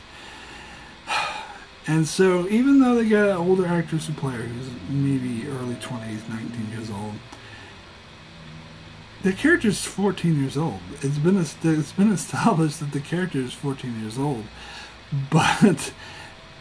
and she's kisses Garrick, and she's in a implied sexual relationship with Garrick, who's like easily in his 40s, if not late 30s, but I would say 40s at easiest. So this is very creepy. This is not done well. The fact they cast an older actress doesn't help. And maybe it helps a little bit, because it would be even more creepy if a 14-year-old was kissing him. But it's still bad. It's still creepy. And I think they realized this was just why in season 6 they never meet again. There's just a throwaway line about, oh, I think she loved me. I don't know why. And that's it. Which I think was smart. Because I think this, no. And that's something I really hold against this episode, and the By Inferno's Light, which I didn't mention, but I also hold that against that episode as well. Anyway, also a huge nitpick about this episode that really holds it back for me is, so they know the Dominion fleet's coming to take over Deep Space Nine, and Kira and the others are like, okay, so when are the Starfleet reinforcements coming? Sisko's like, they won't be coming because they have more important things to do. And at the end of the episode, we find out the more important things they had to do was to destroy these Dominion shipyards.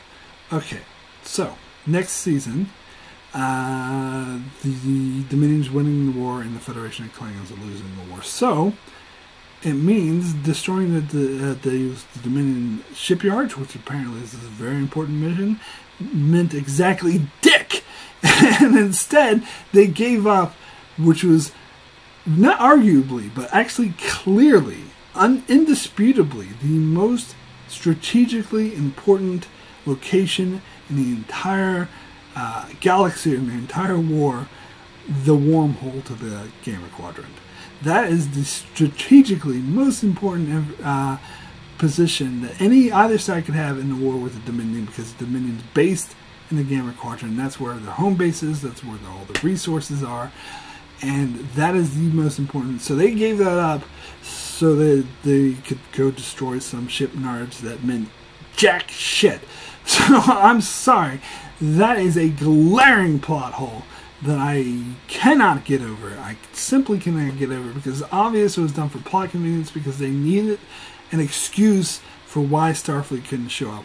And at the very least, you could say, well, Mark, that's more of a problem with Season 6, or what Season 6 did, not with Season 5 in this episode, because they hadn't established that it meant nothing. But no, they were obligated from this episode, if they were going to do this whole, they're off for destroying the shipyards, they need to make those destroying the shipyards mean something. But of course they didn't, because they wanted the Federation to be losing the war to start the season, so they could have raised the stakes, which is raising the stakes is fine, but not if it's artificial, which it totally is in this case, because the shipyards needed to mean something, otherwise. And I think it would have been really hard, actually, for the shipyards to be more important than protecting the most strategically important location in the entire galaxy. But whatever. I harped on this point enough. So I think this is a really good episode. I still really do like this episode. I just wouldn't call it one of the best of the show. Definitely really sets up. It's a really bold statement that sets up for the best story arc, most groundbreaking story arc in the entire Star Trek franchise. And it should be noted that Voyager had originally planned to do the same thing this year. That the original plan was to set up for the Year of Hell and have Season 4 to be a year-round story arc that had the actual Year of Hell. But Voyager pussied out, and sorry, they wimped out, and decided to go with the fan-favorite Borg instead, which, you know, Season 4 is still awesome, and 7 and 9 is awesome, so I can't really fault them that much, but they were too chicken shit to actually do a long-term, game-changing story arc, but Deep Space Nine was not, and as I said, it's partly because there was less under the thumb of Rick Berman, and they had a bit more freedom, so they were able to do this amazing arc, which I can't wait to get to in Season 6. But anyway, that is it for all the episodes of Season 5. So now let me get into my best and worst episodes of Season 5. Start with the worst episode of Season 5, and there were some, got a lot of contenders for this one, like Ascent, The Darkness and the Light, and Dr. Bashir, I presume, and Ferengi Love Songs. But the absolute worst episode for the season has to be Let He Who Is Without Sin. Even though I'm saying this is not one of the worst, I'm not saying this is the worst episode of the entire show. It's still bad. It's still really bad. I did like that I gave it like a 2 out of 10, because I gave it some points because I liked the fact that they attacked family values, which is just a synonym for discrimination and censorship and trying to force religious beliefs on others, which I'm totally against. So I didn't like it, but they did a bad job at it. They didn't even do a good job at attacking the family values, and it's just the whole episode was a total mess. It was just a complete clusterfuck of an episode. So yeah, worst episode of Season 5. Alright, so now let's get into the best episodes of Season 5, or the best episode of Season 5, I should say, and contenders for this were Things Past, Soldiers of the Empire, and A Call to Arms. But I'm going to actually, this was a tough decision for me. I actually considered each of the 4 episodes for this, but I'm going to have to give it to Business as Usual. and I'm a bit flimsy on this. Maybe I'll change my mind depending on how the wind goes. But at the moment, I'm saying in business as usual, because this episode really did impress me. I think it was the best, like, Quark character story. And the way they use Quark and these different actors who all did an amazing job. You got Joe from Reservoir Dogs coming in to play Regent, and the actor who played Haggis was really good. And just the music and the craft involved, it was just a great episode. Anyway, let me get into my rating for Season 5 as a whole, and I am going to give it a 7. Very good.